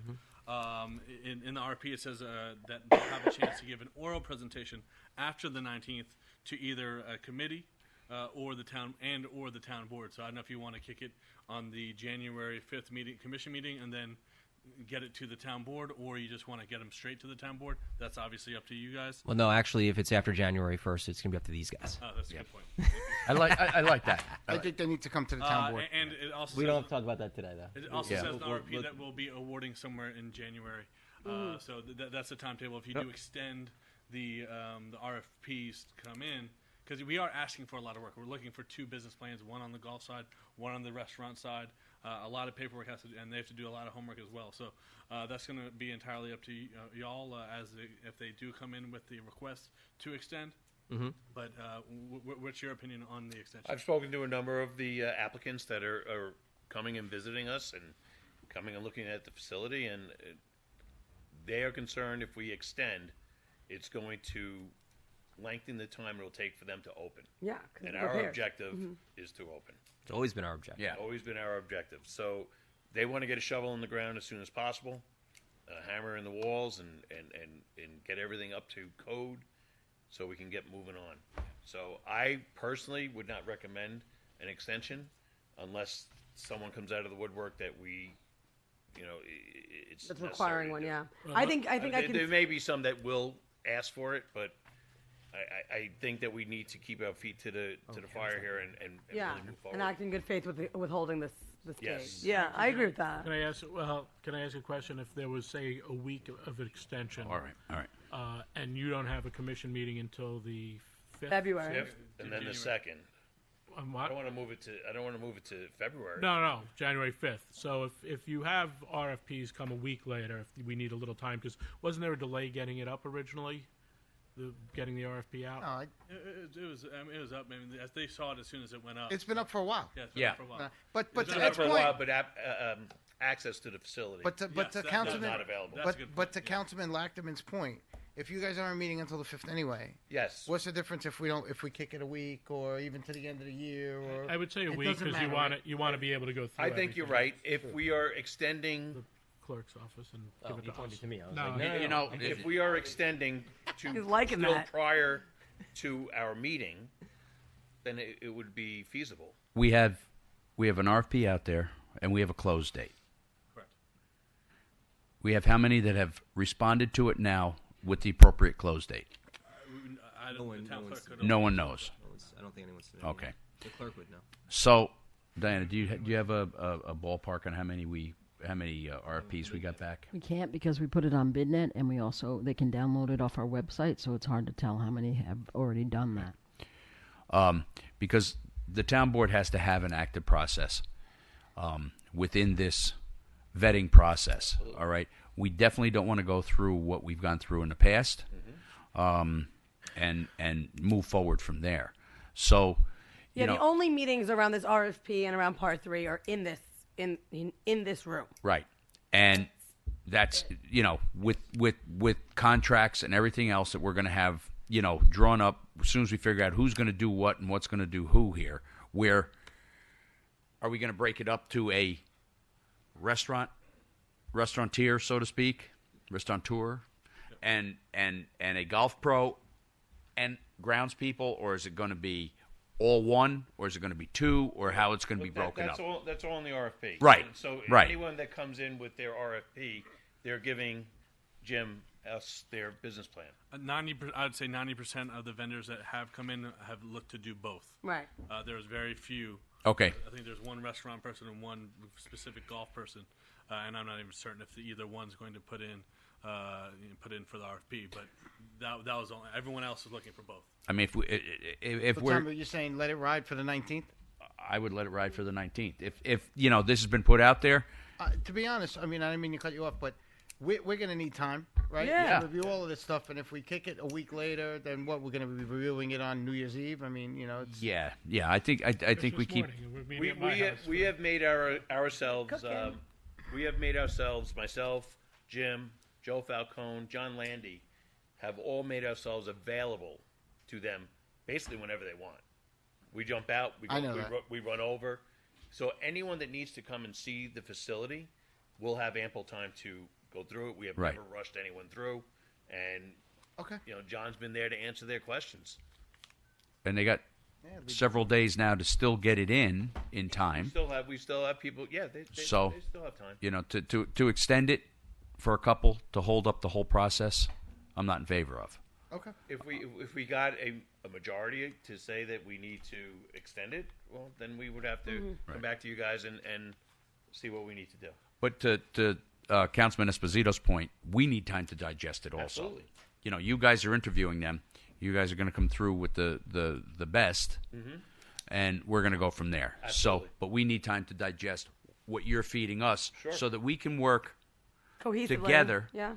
and make sure that we have the right product. Absolutely. So that's my point here. Yeah. We need to do Having this the- once, and we need to do it right. Yeah, you guys got to make definitely sure need to the do it right. the town board, and Yeah. the commission are on the same page on this Absolutely. one. No, we can't. We got to learn from the past, right? So let's make Yep. let's make sure something? that Move forward, you got a do good it shot right. at this. Get it right. John, you want to say something? Step up to the Come on mic. up. You may, of course. Step up to the mic.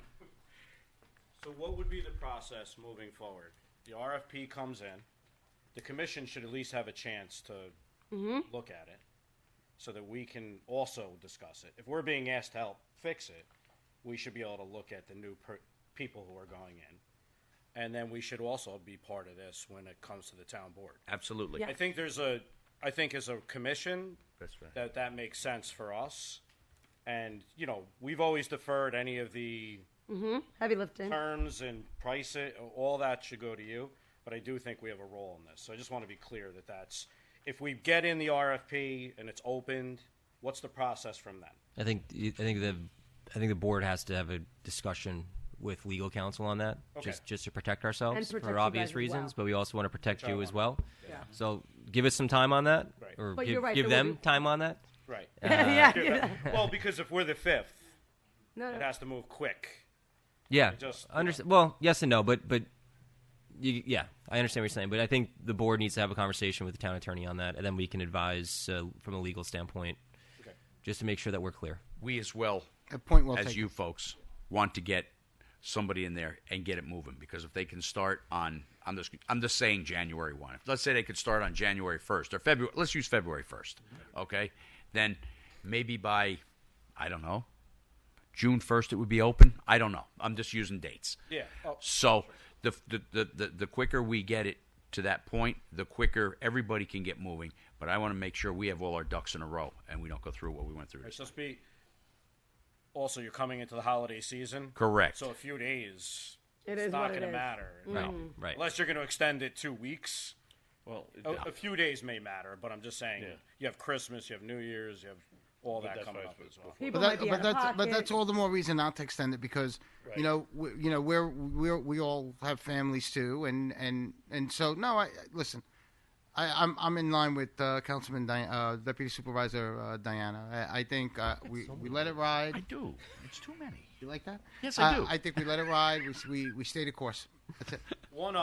That's I'm in. There's still a porta potty and there's dumpsters there. Who do they belong to? CRP. Do they pay through the town? No. Or the old contractor? No contractor. They have to come pick And them they up. want those out of there so they can't lean the property.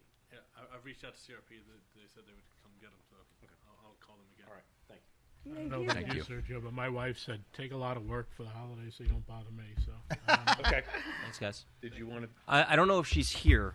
I don't want to. Karen. Oh, she's later in the evening. Yeah, I mean it says 8:40. Is she Karen Karen Renda? here? Okay. Yeah. Karen, Karen come is on here. up. We can do it all at once. Yeah. if that's okay. That's absolute. How are you?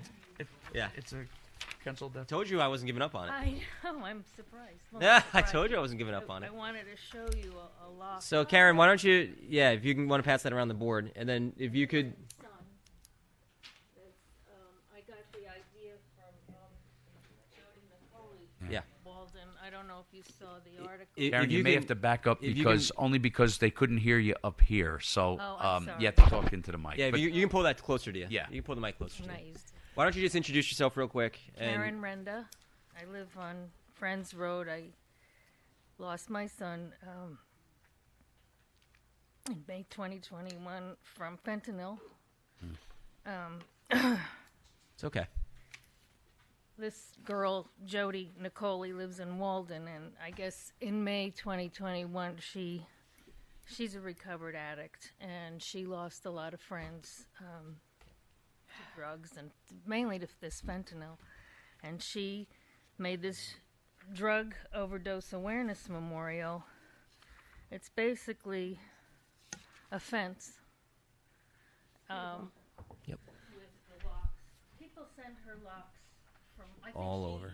got one from Yeah, I remember Germany. seeing Yeah, just stand there when you're talking. If you Yeah, could. I think she got one from Germany. I mean, she has it on Facebook on a special Facebook page that she made for it, and I'm trying to follow her model as the logistics, and I said, well, where do they send the locks? So she has a post office box, and I would be willing to gather them and put them on the fence for people, or people could come and put them on themselves. So I'm just trying to follow her model. If you have any logistical questions about it, I could ask her how she does it.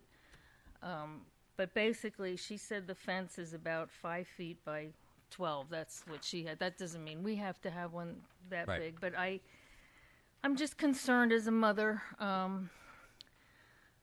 I just want to raise awareness. I think it'll be a nice place. Hopefully the fence doesn't get filled up, but people can come and, if they're struggling with addiction, maybe there could be like brochures or something for alumni in recovery or someplace, help not handcuffs, Where would the fence be? That's what we were trying to decide. So, Have any ideas? I or- was thinking either of Railroad Park, but that seems a little crowded, because the kids are there, So if I just 2 seconds. So where the memorial currently is in the village of Walden in Orange County. Yes, I understand. The mayor is a personal friend of mine. He's now the supervisor and soon to be. Well, he is the assemblyman-elect for that district. So I spoke with him, and he just talked about just how powerful this whole thing really is, and the reach it has is just moving. And so I asked the commission to reach out to Karen to get her on to an agenda. I believe that you guys did have a conversation about. No, we didn't have a conversation yet. No. Oh, okay. I thought that you did have a conversation. I apologize. No, I'm sorry. No, we did not have a conversation. We had just had the opportunity to discuss locations amongst the commission. Amongst the commission, but not with Karen. No, I'm very sorry for your loss. I apologize. Yeah. I misunderstood that then. No. So that's but the question really that we were contemplating is where, right? Where in town can we put it? And so obviously we kicked it over to Parks to deliberate on that, and I think you guys came up with some ideas. We actually, Jim and I were out there before. We like kind of over here in town hall's parking lot, over by the skate park and near Patriot Park. There's room there. It's a nice area. There's plenty of kids there. People that are walking by, going to Patriot Park. People that are walking by on the path, On the trail, county path. on the county trailway. That'll be a Opportunity to see it. And there's a lot of pause there. Yeah. Like it's a lot. There's a lot of although it's like in this busy area, it's kind of settled back, so it kind of has that little bit of a pause. You're right. It and does, privacy. even because of the Patriot Park. Right. It People itself go there is a and- memorial, right? And respectful contemplation of our veterans that are there. So this would be probably a very unique spot to have it. We wouldn't include it in Patriot Park Right. down the hill. Right. because Somewhere I believe down. That's another special place. Yeah. But part of that area, Okay. it's an area that's traveled, and there's a lot of kids over there on the skate park and stuff.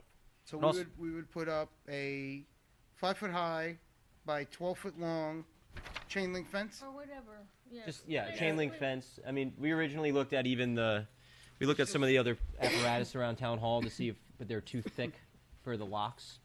So she does need the fence to be installed. And that was the question that was posed: is where? It's it really doesn't mad. have to be that size. I mean, whatever. Right. That's know- just. an Well, the example. reason why I'm asking you is because if you tell me what size you'd like, I will help facilitate putting it up. Well, We can work on that. We can work on that. for sure. Yeah. Because we could show you where we'd like to put it. There's a couple of spots over by the skate park that. Yeah. John, are you coming up? I had a question for you about this. It is kind of Don't go magical away. because in France, if you go to Paris and you go to the Seine River, Yeah, like yeah. there's the love locks, that's the love right? locks. And I feel like this is holding on to Yes. the love as well. And in Budapest, they have the shoes. Oh, right, the shoes. Yeah. John, on the just to dive a little deeper on the where the skate park is that town property, or because I know there's some, it gets a little County property, fuzzy over there. It's state It's property. state managed by DOT. the county, but we have a use and occupancy Okay, on it. So. perfect. Oh, great. Okay, Skate I just park and Patriot Park. checking the box, making Yeah. sure that we, Yep. if that's So where we I heard- decide to put it, we're able to. I heard skate park behind the skate park, between the skate park and the trail. Very good. Aw. Awesome. Right. And the great thing about that also is, we get so many people on that bike path, and people stop all the time, and especially in that vicinity because they have that toolkit that's right there for Yeah. the bikes for people to work on their bikes, and so you see a lot of people stopping there naturally. So you're going to get not just a Yorktown exposure, you're really going to have a regional exposure to the memorial by having it there. And so when you talk about, and when I was talking about with Brian, the supervisor there, Supervisor Marr, when you talk about that reach, you're going to have that natural reach just by having it. And I love the fact that you put it over there because that's exactly what I thought of. Like all these people, especially in the spring, in the summer, in the fall, when they're traversing that trailway, they're going to see it. Yeah. And you don't know who it's going to help, who it's going to heal, right? Yeah. So and also there is that bit where, like you're saying, they're passing through. yeah, So it's not like they're playing basketball or they're doing something else. So there's that I'm telling you, there's That a bit of a pause. pause. Yeah. Yeah. That Yeah. reflection. And I mean, Absolutely. pauses save lives. That's right. Right. Slowing down saves lives. Very laudable cause, and it's any awareness that we can bring to drug overdose is paramount in this community. Our youth is our future. Without them, we don't have anything. And I don't think there's anything else in Westchester. I believe you're right. it would probably I be don't the even first. know if we had a drug overdose awareness event. I usually go to Mayapack. They Mm-hmm. have one there. Yeah, with So the I don't know. Salamones. That would be the second step. Do we want to do something on the 31st of August? But we can, There you go. There we go. baby steps. Right. You're not going to do this, are you? Let's take the first baby step. Yeah. Yeah. Let's get Let's it put figure up. out a spot, Let's put it and I up. will donate the I fence. think we're good. With Aw. Okay. I think Jim and I will sit with John, go over the Mark it out. Mm-hmm. with John, and Okay. Okay, we'll thank mark you. it out. I appreciate And maybe take So we got Karen the with fence you covered. and just to Yeah, get an idea we can That walk would over be- there now on our way out. Okay. if you're Yes, warm enough. Yeah, that'd be great. Yeah, That- told you we get it done. I know you did. Didn't Told you? you we get And this I voted done. for you. Oh, With please. this, it's not. That's no.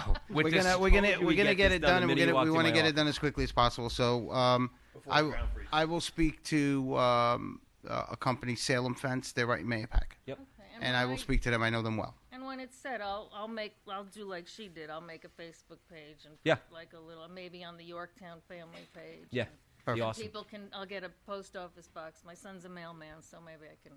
Yeah. What we want to make sure, Councilman, is that whatever we do, it's the heavy gauge. That it can handle this. Are you spending my money already? Jeez, that didn't take long. The, No problem. How about that? with this fentanyl problem we have in this country now, and any awareness we can give to the kids is paramount. It's awesome. Thank you very much, guys. Really appreciate Thank it. you. Karen, All right. thank you for bringing this. Thank you, Karen. And we're Wonderful so sorry thing. for your loss. Sorry for your loss, but thank you for celebrating your son's life. Yeah. Like this. Absolutely. Okay, we gotta back up a little bit. There you go. Look at how quick he wants to come up here, Ken Belfer, with affordable housing law.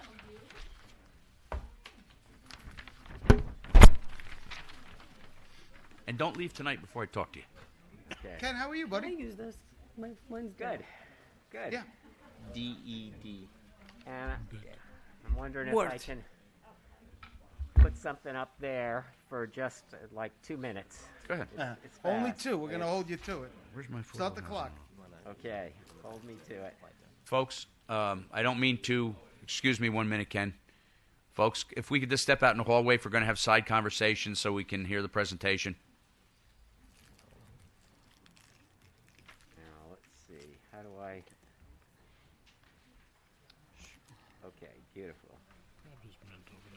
was gonna take it. Now he has no more. Hey, some. Go ahead. Go ahead. You guys can have it. She lost her kid to fentanyl. Can you imagine? Yes. She lost her kid to fentanyl. I see so much of it. Okay. It's horrible. You can have that. Can you imagine? I don't want to. Yeah, no, I can't. Can you imagine losing your kid? No. I can't. Please. Can't. Okay, I'm Yeah, ready. like You're ready, Ken? Okay. Don't even go there. Dan, Let's hear that. just to say I have 3 other members of the housing board. Okay. Hi guys. Hey, y'all. And Mike here tonight. Good morning. Morning. Do you work nights? No. I said 2 minutes or less. I'll try to do it in 1. Good. This is just to give a little context to what Yorktown's program is. So I have pictures taken about a month ago or 2 months ago, but it's very recent, of the units in Yorktown's affordable homeownership program. You're familiar with this one. This was the one that the town board authorized for resale in Bridle Ridge. This is another one in Bridle Ridge. That's an existing unit that you're probably not familiar with. There are 2 units altogether in Bridle Ridge. This one is, and these are the names of the developments where either the town board or the planning board at the time asked the developer to contribute an affordable unit, 1 or more, as part of their new subdivisions. So this was the Bridge Point subdivision down by the reservoir. This was the courtyard in Shrub Oak. And the top picture is the 1 unit remaining there. There were originally 5. There's 1 remaining as an affordable unit. This was Strawberry Meadows subdivision north of Strawberry Road.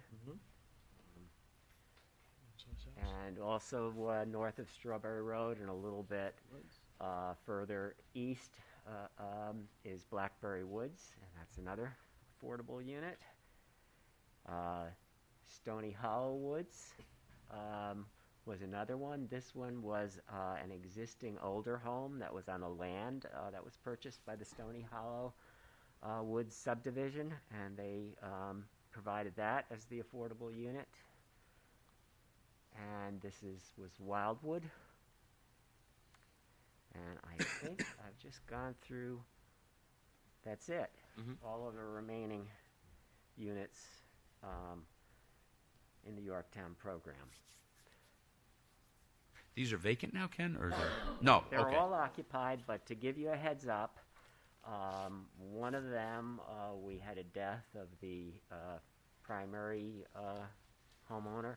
And so we do expect it to be, they've been in the unit since the 1995, maybe, and they have their son, who's an adult, is still in the unit, but they are going to be putting it up for resale. So the notice. You're working with Adam on that, right? Yeah, the notice provisions are currently taking place. Because it's a death. There's some complications with getting letters testamentary from the court.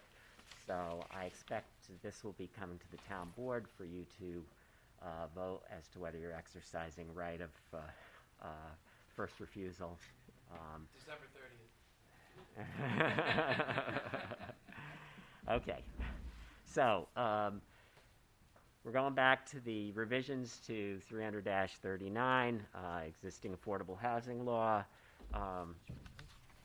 We've been through this at a couple of work sessions already, so I don't know what you want to do. I didn't want to rehash everything about it. I believe, and I might be wrong, that this came about based was triggered by a county review of our provisions and some feedback that where they objected to the fact that the date, it had a sunset date of in the mid-1990s, that it only applied to units prior to that date.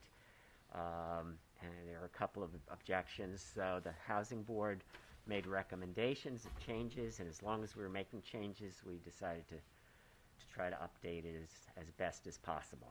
Right. Yeah, it came from the East of Hudson funds and our conversations with the county to allow us to access those funds. And one of the things that were identified is the fact that even if we were able to produce an affordable housing unit currently, the way the law writes, it's The not date. allowed into the Yorktown Affordable Housing Program, which the Community Housing Board manages. So that's one of the things. That's one of the things that we were looking to eliminate is that barrier, so that should affordable housing Come our way. units come to be, they have the option then to go into the be managed by the Community Housing Board. Because right now, unless it was built before 1994, it currently is not allowed to do that. No. So, I think that we've been trying to take a temperature from the board. Ken's been diligent on this, and I appreciate it. And we just wanted to bring it back again to see if we're at a point now where everyone's comfortable with the proposals that we've talked about, I think, several times, and we can ask our town attorney to put it into local law format so that we can begin the referral process, and you guys can deliberate it more on it next year. The small changes are very palatable into the law. From what I can see, it's not a giant leap. And it affords you folks the flexibility to get done what you have to get done, and us the flexibility to get done what we have to get done. So the ask for tonight is really to, if you're willing, is to vote to have it referred out, to be put into local law format, to which it just about is. Yep. Just about there. And to be referred out to appropriate agencies. Not all. Thank you. You're a funny guy. And thank you for listening to me. I know Adam Rodriguez is joining us via Zoom. Adam, if we're good on our end, are we able to turn this into local law format? How quickly would that take? Tomorrow. Okay. So we can have it tomorrow. And then That was easy. Then we need to vote on it next week, though? Or can We would be able to, put it- yeah. Yeah. No, it has to sit for 7 days. Excuse me. Oh. No. We need a public hearing. No. But what you would be able to refer it, we'd be able to refer it out and set public hearing next week. Yeah. Yes. So the goal is for us to refer out and set public hearing at next week's town board meeting. Everybody on board with that? Yes. We'll do a motion to refer it out? Well, no, we're gonna have Adam put into local law format First. First. Okay. and then he's gonna write the resolution. Resolution will be added to next week's agenda, and then next week We'll refer out. We'll make the motion to refer out and set the public And hearing set the date. public hearing, correct. Yep. Set the book. Good. Okay. Okay. Okay. If, with potential public hearing, I know one of the things that part of the reason Ken brought those pictures up, what the supervisor and the town board brought to us at the beginning of last year was a lot about education, about educating about the affordable housing program. One of the things we want to show and articulate to the board and to the public is that there are some misnomers related to affordable housing. These are homes that belong in Yorktown, right? There's a lot of misnomers about the look and feel and the population in affordable housing. Totally not the case with the program. If there's anything that the town board feels that will be beneficial in terms of education at the public hearing from the community housing board, please let us know so that we can appropriately prepare for it I really appreciate that. and make sure that we're on hand to provide that needed education so that there are no issues with misinformation being disseminated amongst members of the public. I think you guys should. You guys are going to make a presentation, right, at the public hearing, right? Yeah. Okay. Yeah. And then public come up That- and give that would be questions your and so on opportunity. and so Yeah. forth, and you'll be able to do it that way. Perfect. Exactly. Thank you, sir. Joe. Fantastic. Okay. Thank you. Thanks, Ed. Thanks, guys. Thank you. Appreciate it. Mike.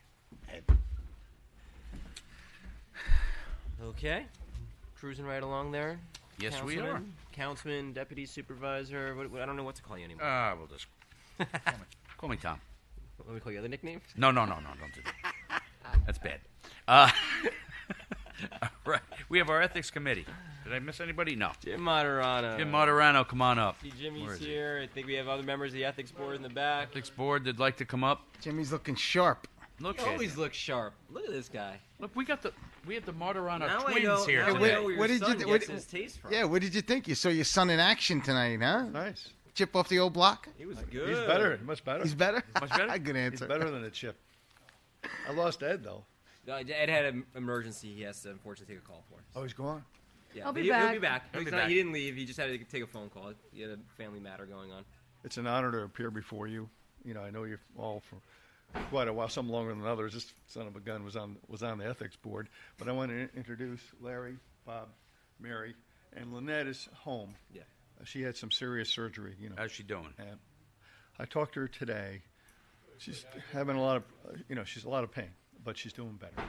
So she's actually home out of the hospital, and we're hoping that she wants to, it gets better. In fact, her term and my term are up. We both want to continue, so she's really wants to keep going. In any event, this is only the beginning of our conversation. Okay. I didn't want to take up much of your time. Look, this is by the way, happy holidays to everybody. Merry Happy Christmas. holidays. Happy holidays, Jim. Wishing you all the best. I love this guy here. Same to you. You want to sit next to him? I mean, he clearly wants to. Like You want old to come times. back on the dais? Yeah. I've been there for 20 years. Okay. I had thousands of meetings. God bless you all. I mean, it's already late. I was going to go out to dinner and the restaurant closed. Oh, that has happened to us as well. But anyway, so what I'd like to do is just briefly say that the Ethics Board, this town is committed to a high ethical standard, I believe, and has been for a long time. If you look at the September 14th New York Times, it has 97 members of Congress who reported trades in companies that that appeared before their committees. That's what we're trying to avoid in Yorktown. We're trying to avoid conflict of interest. Lynette calls the ethics code the two-hat law. And that's what we're trying to do. We're trying to, and Sergio will tell you all about this, we're trying to have transparency, but also confidentiality.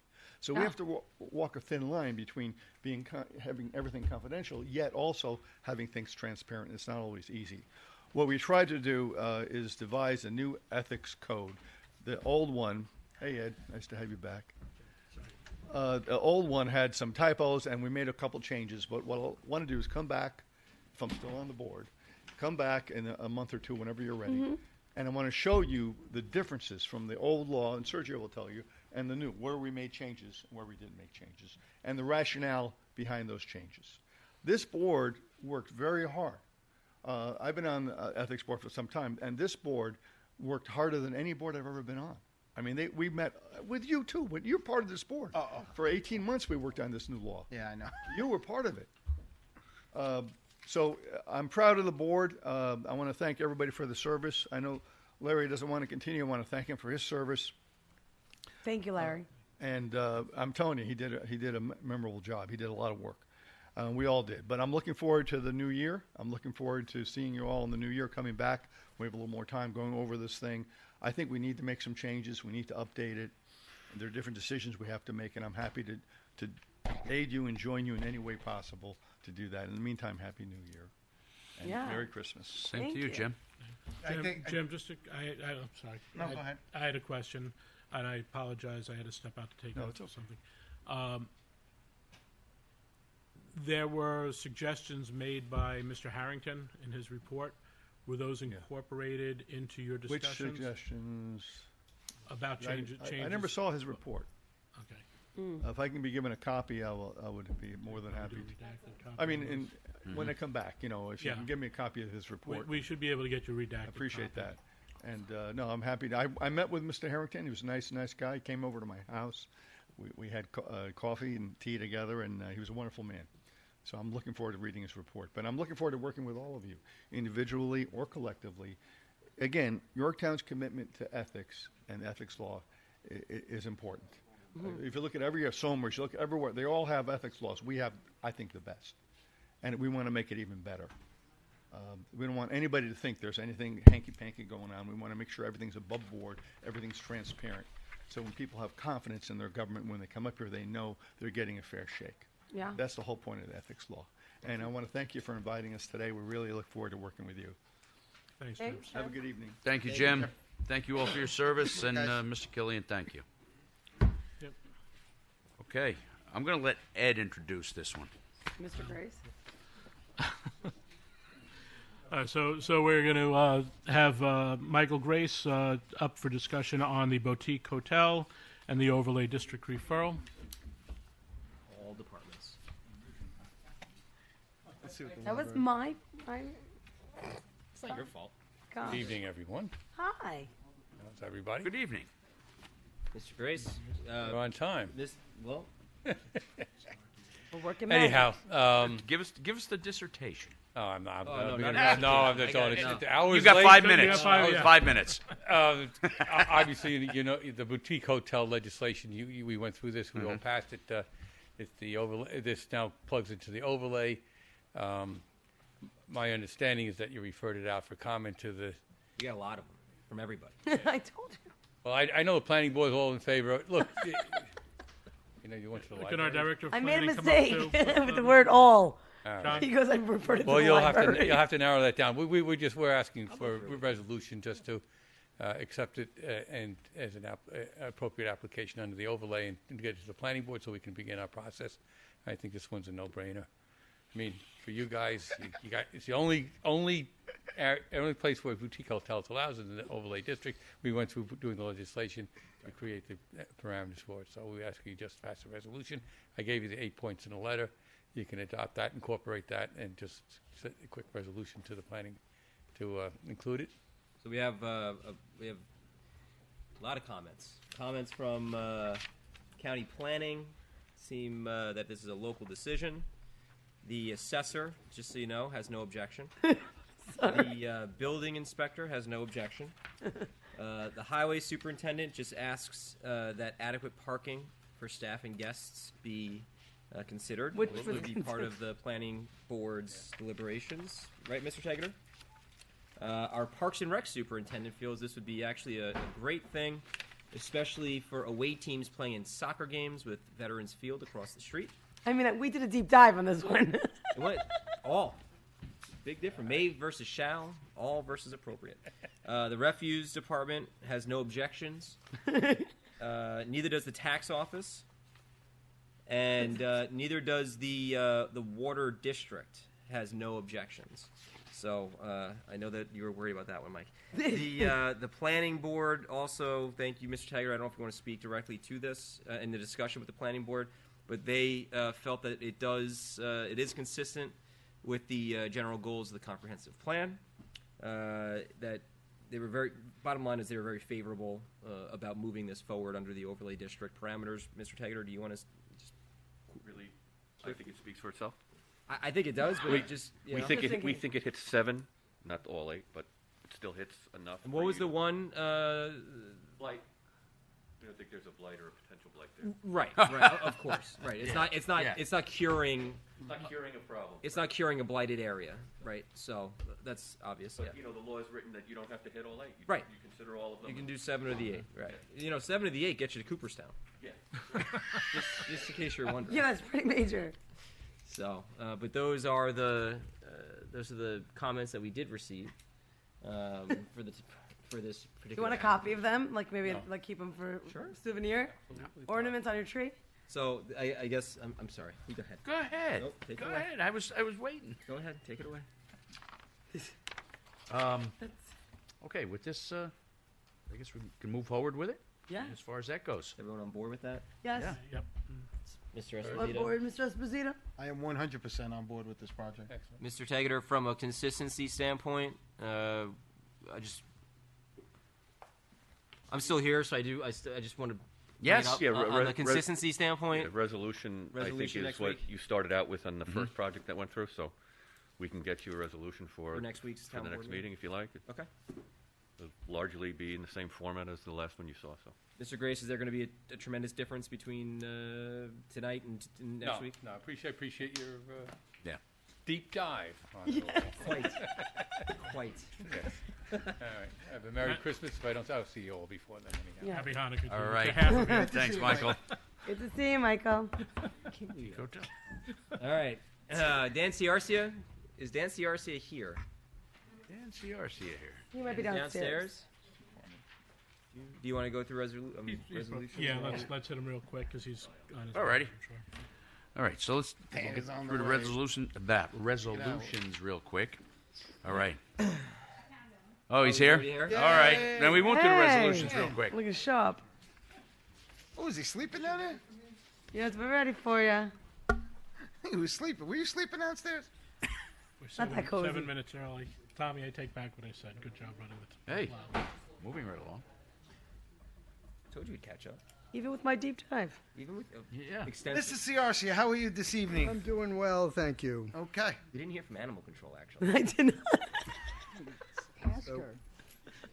She might. We may have a PowerPoint coming up. I don't. There's some animals. I missed living on Section the 8 property. too. Oh, okay. Wow, I guess we didn't get them all. That's major. All right. And I didn't see anything from senior nutrition. She was away on vacation. Okay. This want me to won't do it? work. Here, give it to me. No, well, she's got it on the. Oh, she's got it? Yeah, so we're okay. Alex Mill, Police Department Courthouse Steps. Yes. So, You're on. Shake it down. all right. So we want to hit the PowerPoint. Are they there, finished Maura? yet? Yeah, she's working on it. working on it. The steps. They're all done outside. Outside looks really Outside's good looking today. pretty good. Yeah, I'll have the rest of the bluestone done by the end of the week. So, Where does that leave us? well, if the railings come in, we can open the door up. It's exciting. Yeah. No, This week we're gonna open the doors. If the if railing. the railings come in. I mean, we Where are weren't. they coming we- from? Hey, I'll call you back. I'm not Everything sure. okay? But it shouldn't take Mads? long because they're not custom. It's Okay, I'll a call you back. I'm system in a where meeting. you buy, like the balusters and top and bottom rail and the post, and you put it together. Yep. So we may have those next week. I mean, Plan B is, if that doesn't happen, then we'll temporarily put railings on from the temporary stairs that were there, just Okay. so we could open the door up again. So I guess we'll find out soon. You want? I can do. Let me you want have me to get your on? No, just the thumb drive. He has it. Well, no, I emailed it to her. No, that was my Can you clicker. email it to Matt? All right, well, maybe I'll just start talking since this would be dead air time here now. Yes, let's come on. I'm on schedule, Which one Dan. are we starting with? Well, since I can't show you the the courthouse, I could bring up a board if you want. But No, she's gonna send it to me. Oh, but okay. The courthouse steps.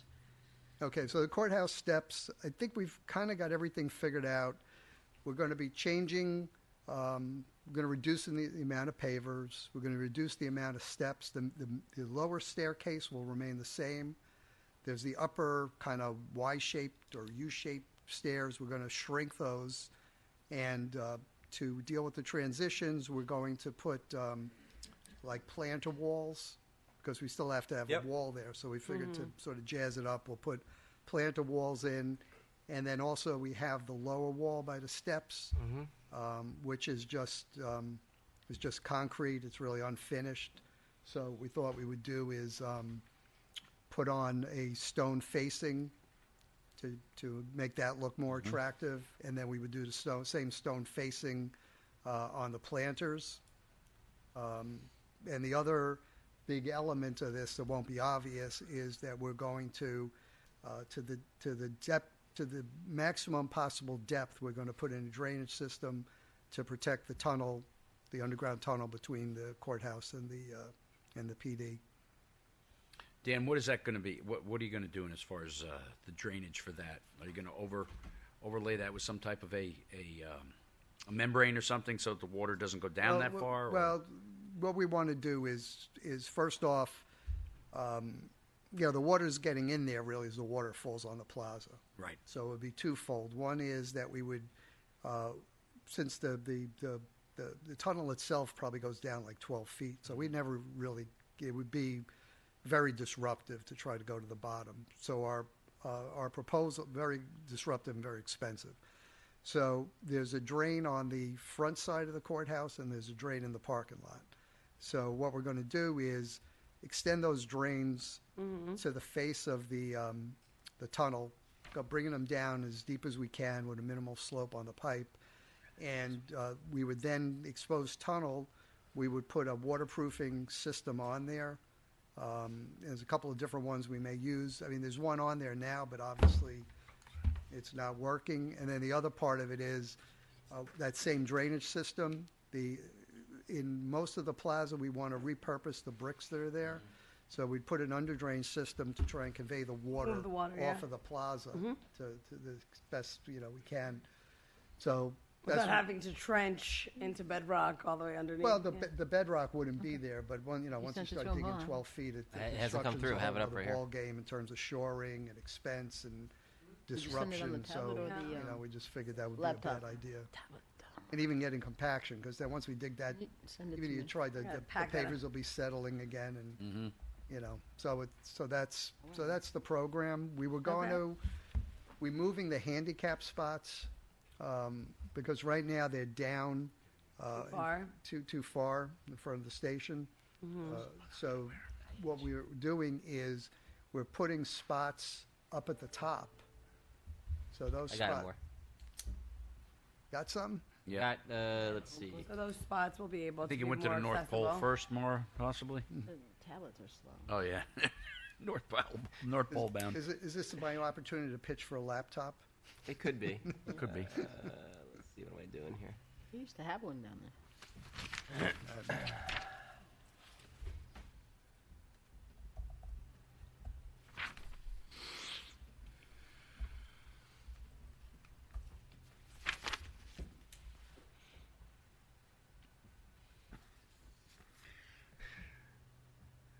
I think. Never mind. So Dan, how about the Mets? We don't want any dead air time here. We're gonna have the best starting Forget the pitching Mets. starting Dan, pitching. why are you talking about the Mets? Yankees, buddy. Yankees. Oh, boy. Not talking Oh, about the boy. Mets. Bronx, that's all The we Mets are talked gonna have the about best was the starting Yankees. pitching in the MLB again. Rangers, Giants, open. Yankees, Knicks. That's it. Anybody else is not from New York. I go They're fake. with the team there's to Adam. play on the Look, main Adam's line. up Hi, there. Adam. Adam, It's Adams. Oh, look at that. looking sharp. We can see you, bro. Listen, we're gonna be the best. We have the best starting pitching. That's all. Why isn't this opening? Yeah. That's about it. Whatever you say. I started something here, boy. I'll take my guys over your guys. All right, Dan. Here you go. All right. I guess this doesn't work, right? Yeah, laser pointers don't work on the screen. So, how about I walk over there and talk loud, or? No, there's a microphone right there. You're gonna look like The Price is Right. Yeah. No, he looks more like Match Game. Oh, yeah. Yeah. There you go. Gene Rayburn. He Behind. He looks like Gene Rayburn. What have you won? Well, right here. Ding ding ding ding ding He's, ding. he's here all week, folks. So why don't we start from the top? The pavers almost go as far as they go now to the top of the screen. Hold on, What- I'm sorry. I'm just gonna put Adam in jail. Put him in. Put him Adam in the in court. jail. Put him in. Adam, Put him get out of the way, in. kid. Put him in the holding cell. You're in the way, Adam. There's Adam in jail. Okay, continue. You don't know what that He's in the courthouse where he belongs. Yeah, he is. Too. All right, go All ahead, right. Dan. So you have 3 handicap spaces up there. Now the advantage is there's very little grade differential. That someone going to the courthouse can move. Okay. You can see like there's the new planter wall. Hold on, I'll move it up. We just. Stick pointer. What is that noise? Is it me? It's Dan. It was me. Dan, cut it out, man. You probably hit. Hold on, I gotta make sure I'm Adam just, stays just in an court. audio-visual train wreck tonight. Gene Rayburn. Okay, there you Can't go. get anything going So I right. like how the handicap spots are. So you got the closer to new handicap. grade. Yep. Right, because the old ones are over here. Yeah. So somebody that's handicapped has to go all the way up the Yeah, it makes driveway. no sense. No. Yeah. It makes no sense. Yeah, There's like a 45-degree angle. Okay. right. Yeah. And you can see how we're so the one set of stairs will stay.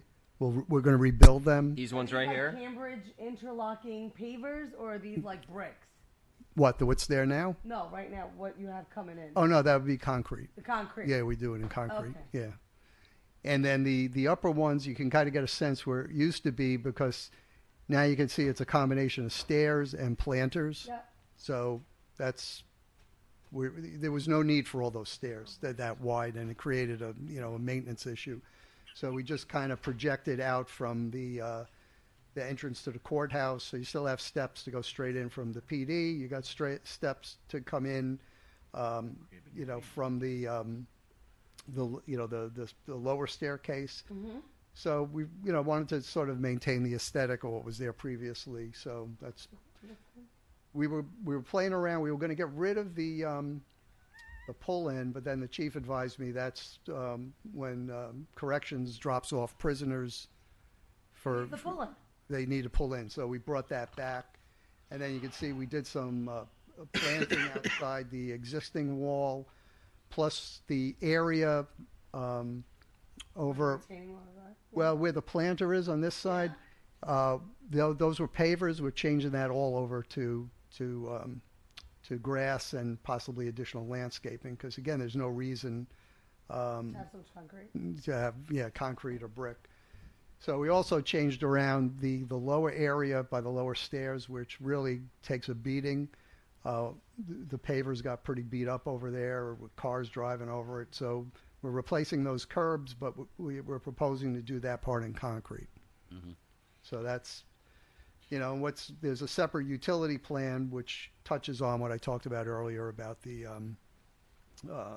drainage, because there's a catch basin over on this side that will take that side of the tunnel, will go that way, and then on the other side of the tunnel will go the other way, and we'll just put in an extensive drainage system to try and get, because we'll have the pavers will be under them will probably be about 6 inches of gravel, so we'll have like sort of an under drain header system to collect all that. Do they use expansion joint when they pour the concrete for the curbs? So that Yes, yeah, they usually- do. yeah, they so, do. so it moves with the weather. Right, usually what are we doing, like every 20 feet, something like Yeah, that. yeah, there's Right. something there, Yeah, but okay. yeah, there's absolutely an expansion joint. And likewise, we would put one the catch between the curb and the sidewalk. Oh, yeah. There'll be Right, expansion right. joints as well. Dan, just to let everybody know that what type of pavers these are, so that they're Yeah, they're expensive ones. These are they clay really brick are. with a finish. Yeah. And a Do they testimony. interlock kind of, when you set them in concrete, do they interlock like Legos, or are they just Well, we're not individual? setting them in concrete. They'll be set in in stone dust? stone dust, yeah. What's the lifespan on them? Well, testimony to the bricks that are there, most of them, they look fine. Yeah. A few of them are cracked, but by and large, because these type of bricks hold up better than the concrete bricks they sell, because the dye in those will fade over time. And they crumble. And they don't hold up. And Are likewise, they bricks or pavers? These are paved. paving bricks because most of the time what homeowners will buy is they're going to buy a concrete brick that's dyed. And who's the guy that's always pitching them? He's got the something guard on him. The guy sitting out in his pool. Cambridge Pavings, those guys. Stones. Let me say, You have won a backyard Yeah. of Cambridge Paving Stones. These are like a ceramic coated almost on top, aren't That's they? right. Or Yeah, it's like ceramic right. coated, So- so that even if you throw salt on them, they don't.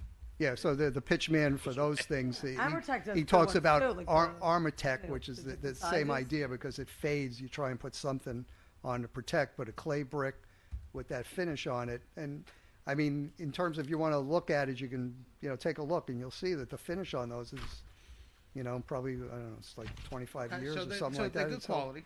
All right. Yeah, so we're proposing to repurpose them. We're going to have there's going to be less of them, so we're figuring we can kind of pick through them and see which ones are good. Maybe keep a couple for when stuff breaks again. But we wanted to try and maintain that aesthetic. I mean, we could do the whole thing in concrete, but we also have the pavers extend under the where it says roof over brick walk. That sits on the foundation of the building and goes into the building. So we're trying to just maintain what the look was. I'm sorry, I misunderstood. So what are you going to be repurposing? The bricks. Some of the bricks. Some of them? Well, some of them they may have find that are cracked or not good, but most of them are. So in we're good shape. reusing the good bricks that are there. We're not replacing And the then we're bricks with adding new product. But we're going to reset everything. But we're not getting new product, new bricks. No. We're using the ones that are there. Yeah, that's the proposal. And then if more of That them makes are, sense. well, I mean, I guess what I would say is take a look and you can look for yourself. See what you think, how they've held up. Those particular bricks have held up pretty good, opposed to like a Unilock, and I shouldn't use brand name, but a cement paver. They're a concrete, right, a dyed concrete paver that just doesn't have the same. And how do we match them when if in fact, let's say 20% are good out of 100, and we got to match it? How do we match it so that? At this point in time, well, I know think we're using with, less, like you said. Well, I mean, what I would do is I would probably sort taking of 20% out of there. I would look at and keep it 80. Yeah. Yeah, but like say if I needed 80% and I'm only coming up with 75, I could put more concrete down below. Once and we use the bricks more for the aesthetics on the top, where the right. But I'm right. just saying, like I know, a pallet of the Cambridge pavers, is $300-400 for a whole pallet of them. So I mean, how But I much? think it's How only, what, much? 400 square feet? How much are we 300 square talking about? feet? I mean, I just think that if you're going to do it, you're replacing with new. I mean, you go new because the new ones are going to outlast. They're going to last even longer. I don't think. I mean, that's my point. That's why I don't want to change them. These are a much better quality brick than what you would buy a concrete brick. What's the? It just doesn't make sense to me. Okay. Well, I mean, the only way you're really gonna know, right, is when you get. Where are you with your specs? Your bid specs? What's your timing on being able to go out to bid? I should everything. I mean, I think we've picked most of the materials, so we could probably have the bid specs tightened up next month. And realistically, I mean, you want to tee it up during the winter so they could hit this. Yeah, well, you want to be able to do this. My point is, I think that from the board standpoint, I think you guys really want to break ground in the spring. So you want to make sure to get it done. You really can't get it done now. Well, no, not at all. Here's a suggestion. I mean, if you want to consider new concrete pavers, we could also consider new higher quality pavers. You do it as an alternate? We could do exactly. You just do it as an alternate, and you then have we can apples make to an apples to compare. informed decision about it. Mm-hmm. How old are the bricks that the ones that you're planning to repurpose? How old are they? They've been there like 25 years. 25 years? They're existing, right? I mean, they've been they're I basically mean, as long as. I don't know. Sergio, just go to like any brick building in the city. I mean, there's buildings that are 100 Or years go old. get a car that's from 1970. It's doing a lot better than my baby at 2016. I think Dan's Jeez. making a point. I mean, I think you should. I think you should list it as a bid alternate, and this way it gives you options, right? You're gonna get the Cadillac with the power steering. I and can the, live and the with windows, I but- could live with that, and if you guys decided that you wanted to repurpose, this is not like one of those hair splitting kind of like decisions that you have to make that's going to affect thousands of people in Yorktown in a negative way. I mean, it's not that type of decision. I'm just, to me, if you're gonna do it new, and be done with it. That's my opinion, because then you're gonna open all of these up. You're going to take them. Who knows what's going to break? Who knows how much we really need? And then if you're going to try to match these, you're never going to match them. You can't match. If you buy two pallets from two different color codes, they don't match, and they're both brand new. So I don't see how.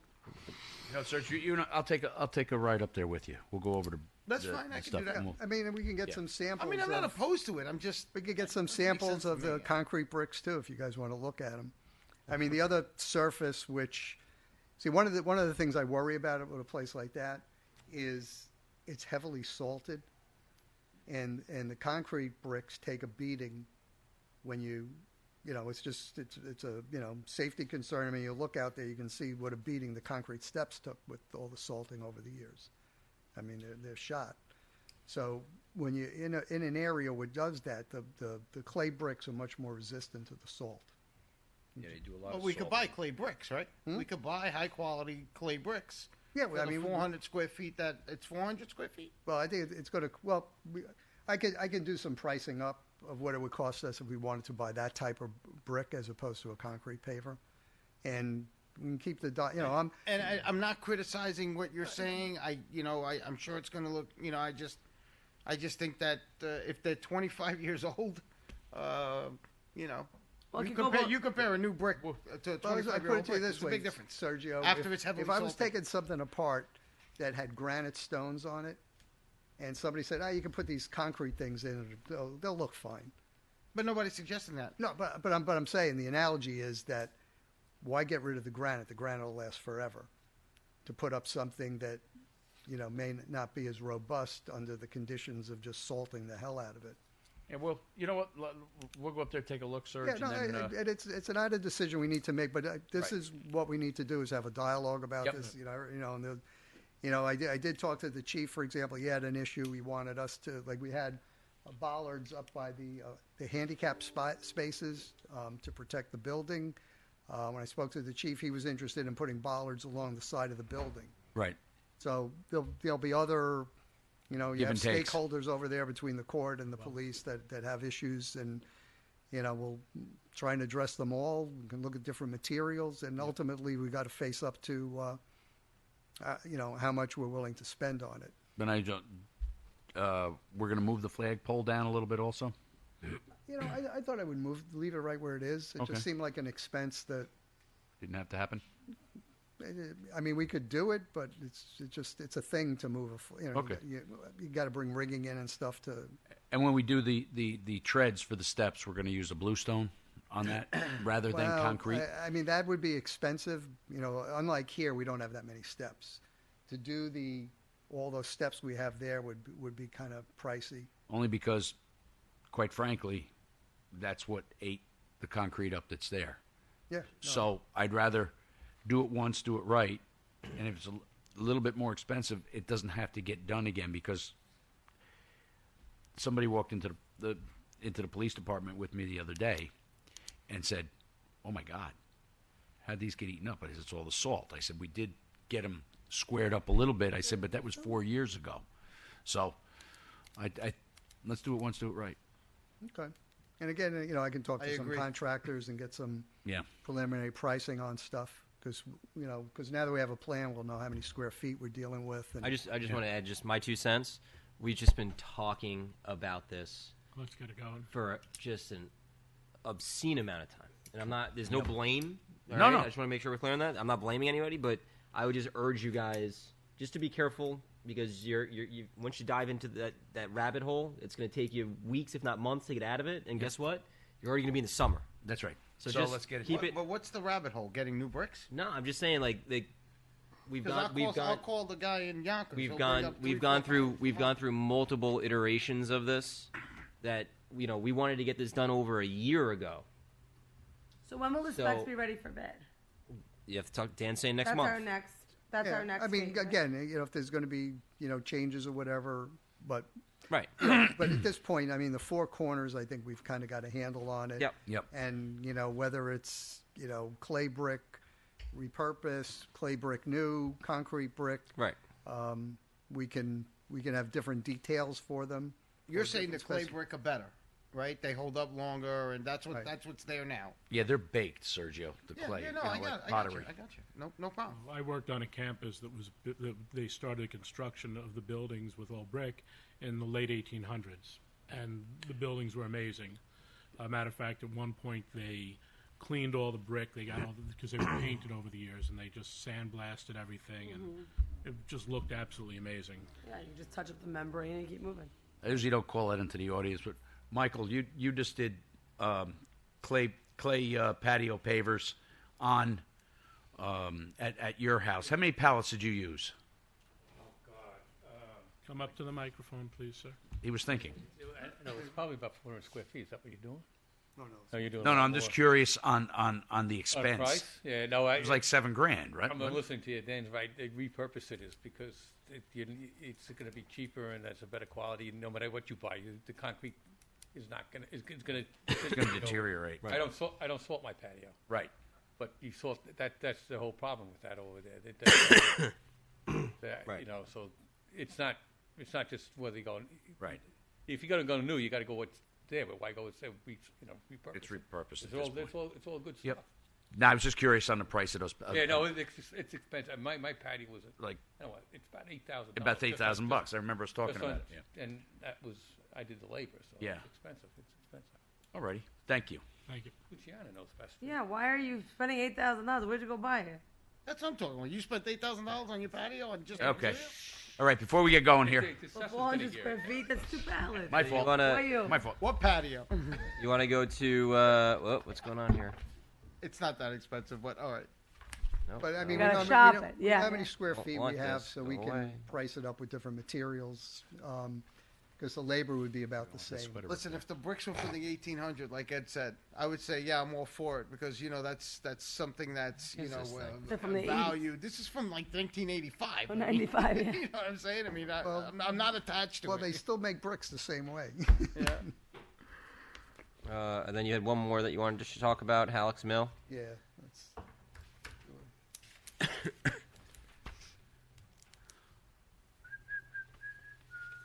Okay. No, Adam's in the sewer. Now Adam's in with the put 'em crap. there. Okay. He's in the shed. Actually, I wonder if this will work on Hockey your mushroom. computer. I want you to take the What's mic that? again and do like Gene Rayburn. Yeah, Donald was walking down the street and wasn't paying attention. and he Ooh, stepped what are you gonna on the melt? plank.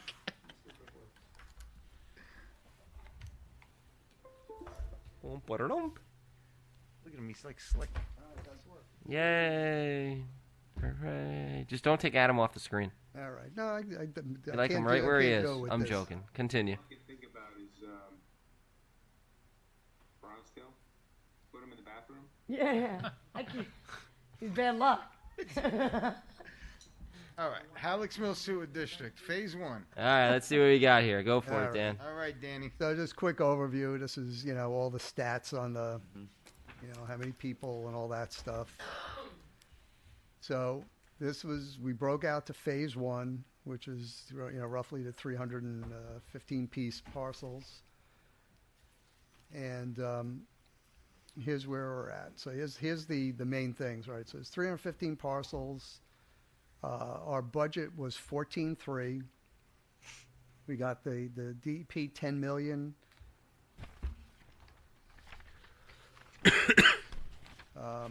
So there's the other one. So we were going to bond 4.3 million, which worked out to 782. So that's what we represented when we were circulating the petition. So then we sort of had different issues. One was, that's the same, the budget's the same, east of Hudson.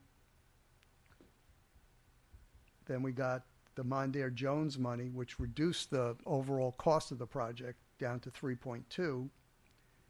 And that would take us down to 610. However, the rub on this is what I've got in red, and that's the project cost.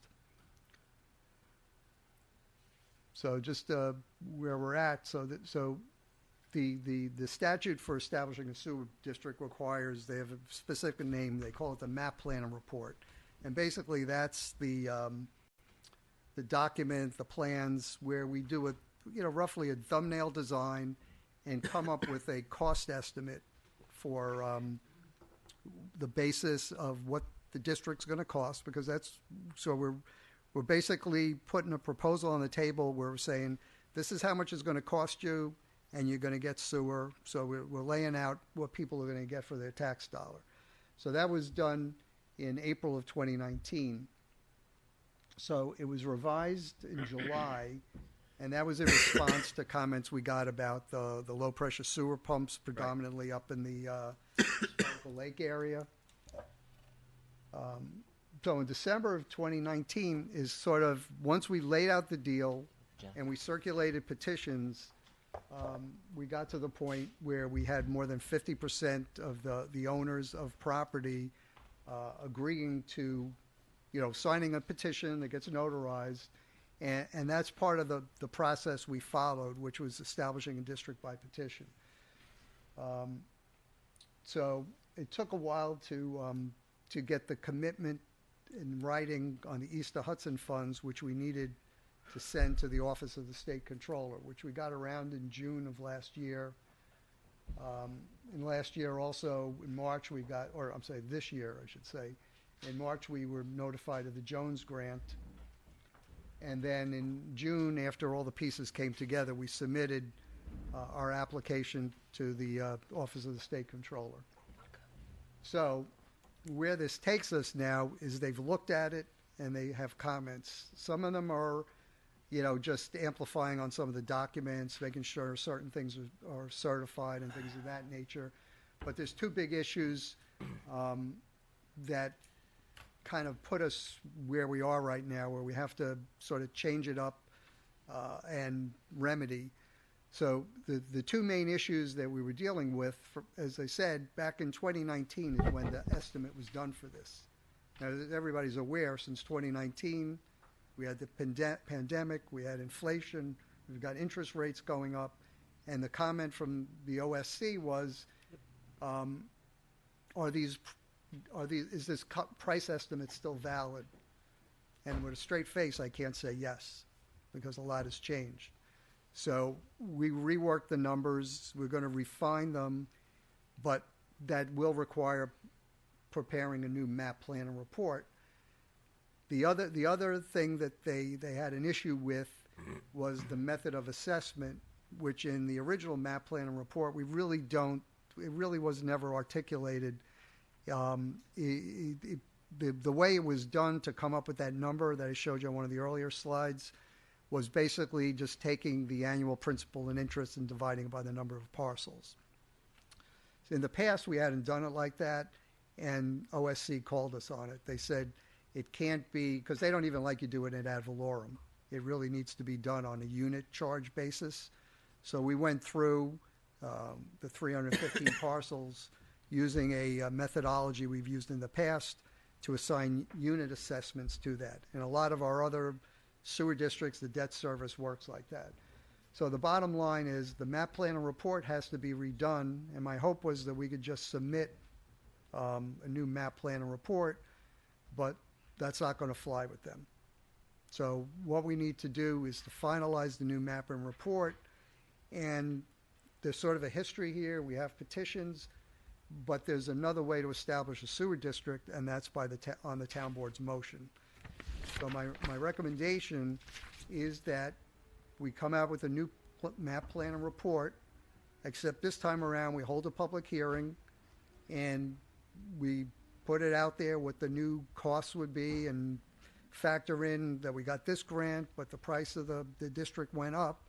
And then based on that map plan and report, the town can vote to establish the sewer district. And in that scenario, it would be subject to a permissive referendum if enough people in the proposed district object.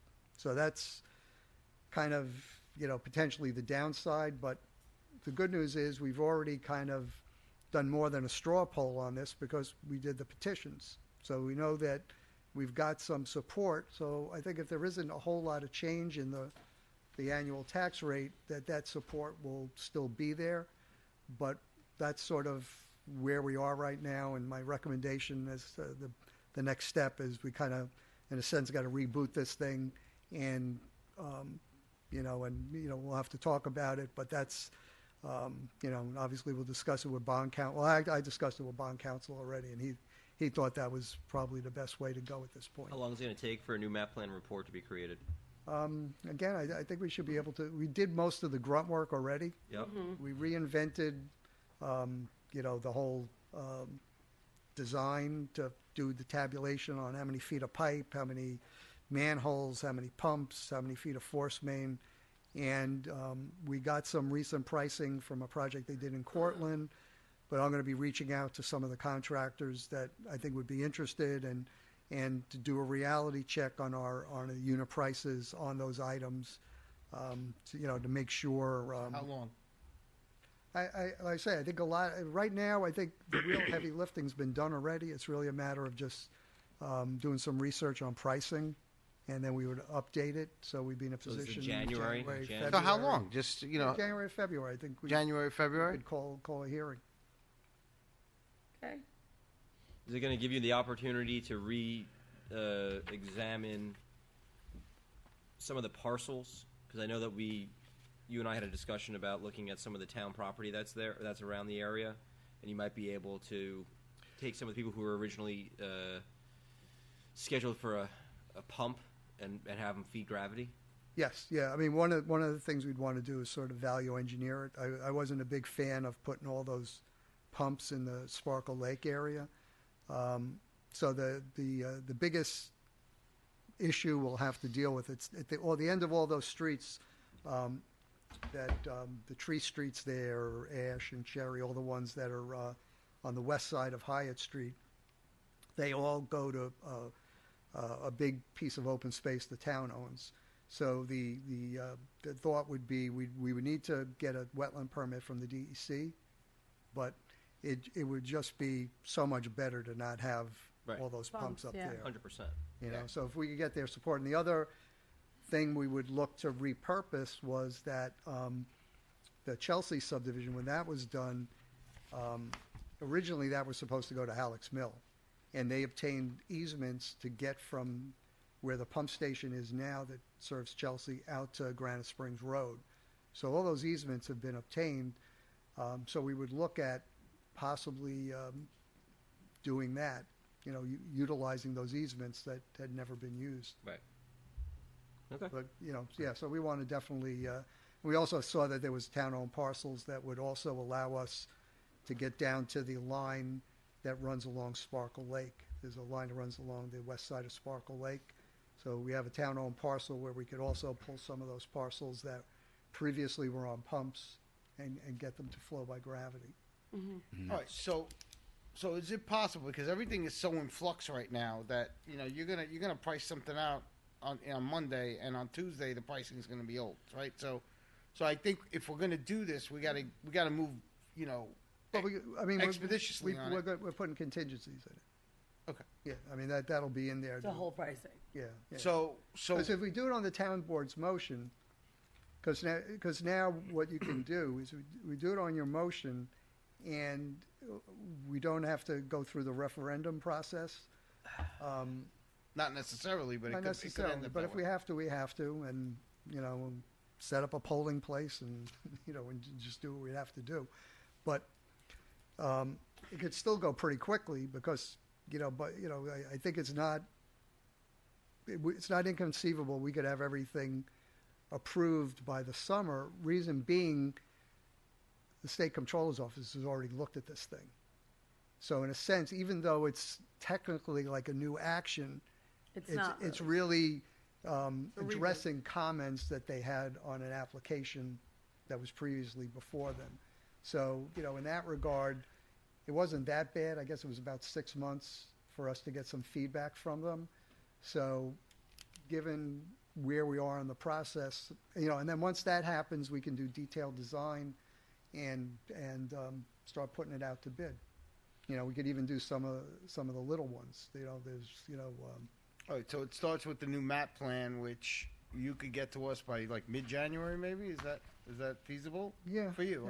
Yeah. No, the worst case, the beginning of February, but that we'd be on track to do that. All right. So conceivably, I don't want to be. It's not going to be till next year, probably this time, that we're going to have shovels in the ground getting any of this stuff done. Well, it depends. I mean, would I be inclined to do like there's like one of the, what is it, Sunrise? Mm-hmm. That one, we could do that in house. And just put it out, and right away we'd be getting something going. The other ones would be a little more involved, but at least there would be forward progress.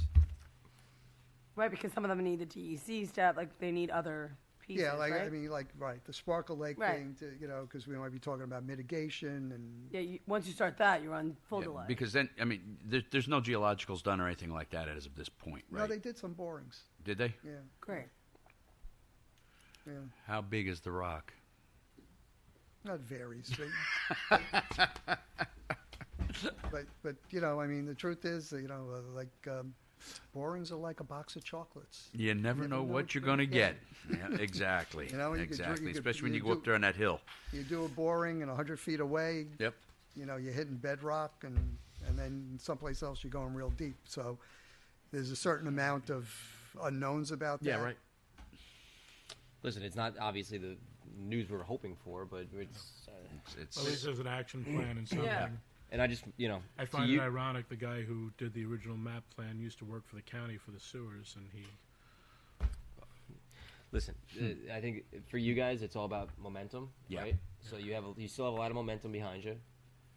You got to make sure that this gets done. I mean, this has to be a top. How long does the Mondaire Jones top priority? The Mondaire Jones grant is going to be fine. I'm not worried about it. I have a meeting with Congressman-elect Mike Lawler next week, so I'm going to make sure this gets on his radar as well to see if he can try to supply some additional funding for us, as Congressman Jones did.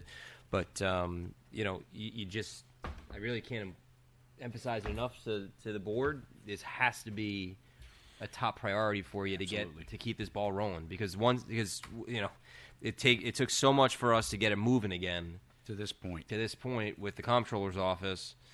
Don't let it slide. Don't let it come back down the hill, please. I mean, keep pushing. That's why I want to get the map plan sooner than later, and get that. You just got to push. You just got to push, and make sure that each task is getting done in the appropriate time frame. I think Dan's got a sound plan. Yep. Yeah. Thanks, Dan, for the presentation. In theory, you're back here end of January, early February. and you're right back where you left off, right? So you're talking a small delay. I say mid-January, but From okay. your lips to God's ears, but you're talking a 6 to 8 week delay. But I really can't emphasize the importance of this project for the town and especially for these people. It definitely has to get moving because the price of stuff isn't going down either. Well, so that too. it's That's going to true. Strike while the iron's hot. We're going to have to get going and get our materials set. Yeah. So. yeah. Thank you, Dan. Thanks, Dan. Dan, Yeah, great and- presentation. Thank you. You're welcome. Really Yeah, cleared it up. Thanks, Dan. I got to see you before when we get done here. You can't touch that. Don't Not touch yet, my not yet. computer. What are you doing? Not yet. Nope. Let him Nope. turn it off. There you go. Pretty fancy, Dan. Yeah, I'm He's telling very you. proud of that clicker, man. He's Yeah. really All right, on to the resolutions. All right, please. On to the. You can't on TVs, yeah.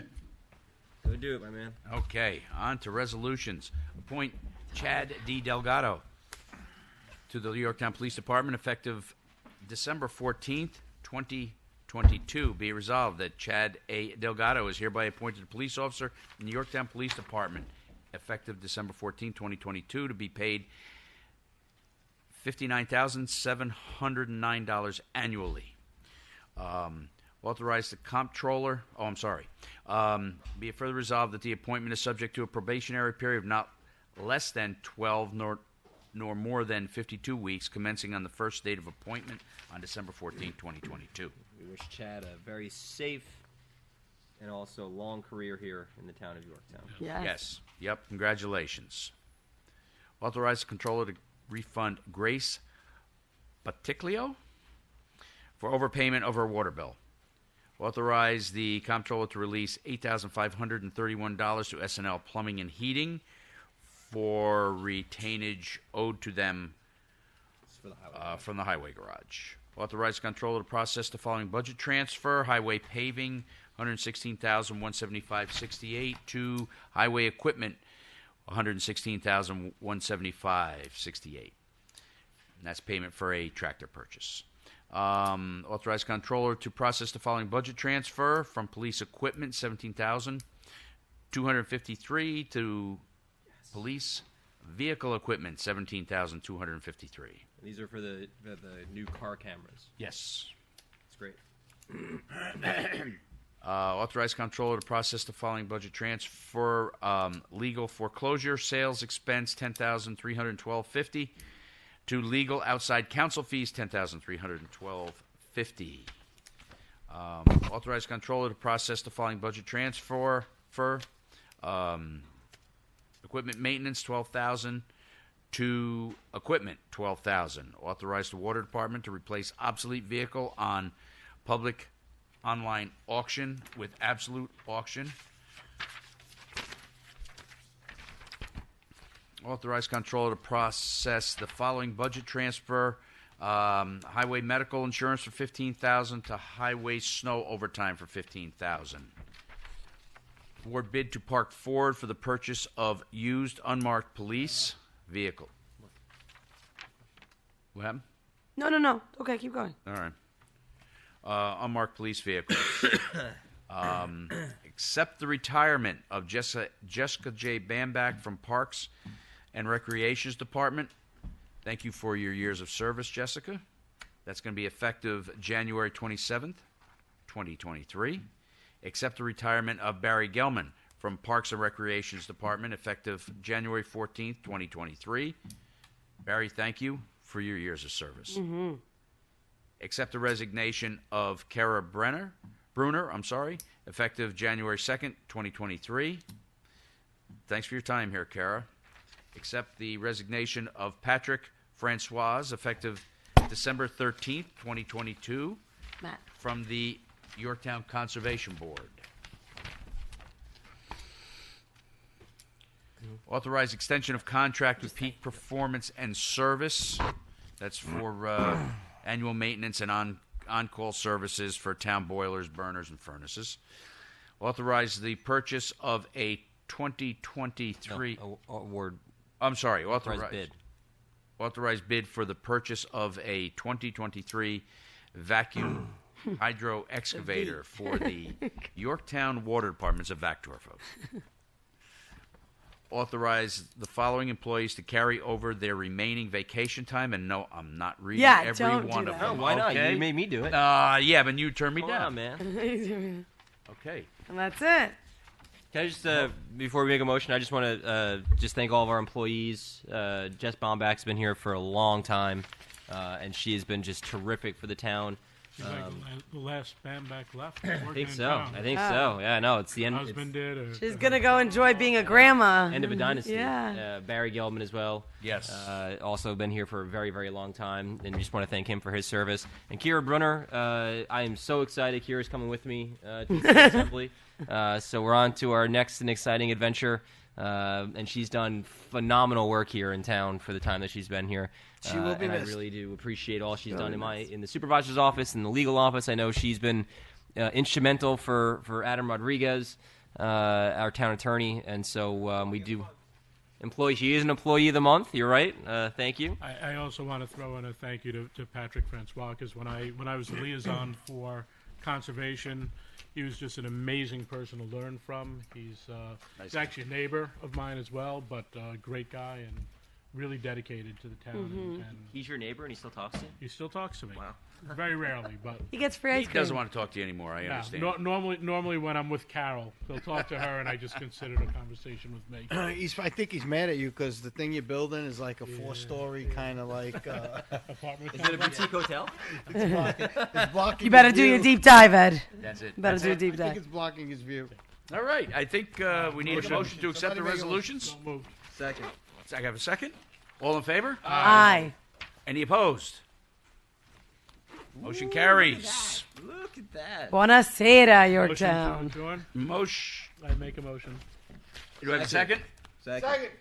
All in favor? Aye. All opposed? Take care, That's it. Yorktown. Have a good night. Good night, Yorktown. Al. I'm going to oppose the closing of the meeting. No one ever opposes I want to that. stay longer.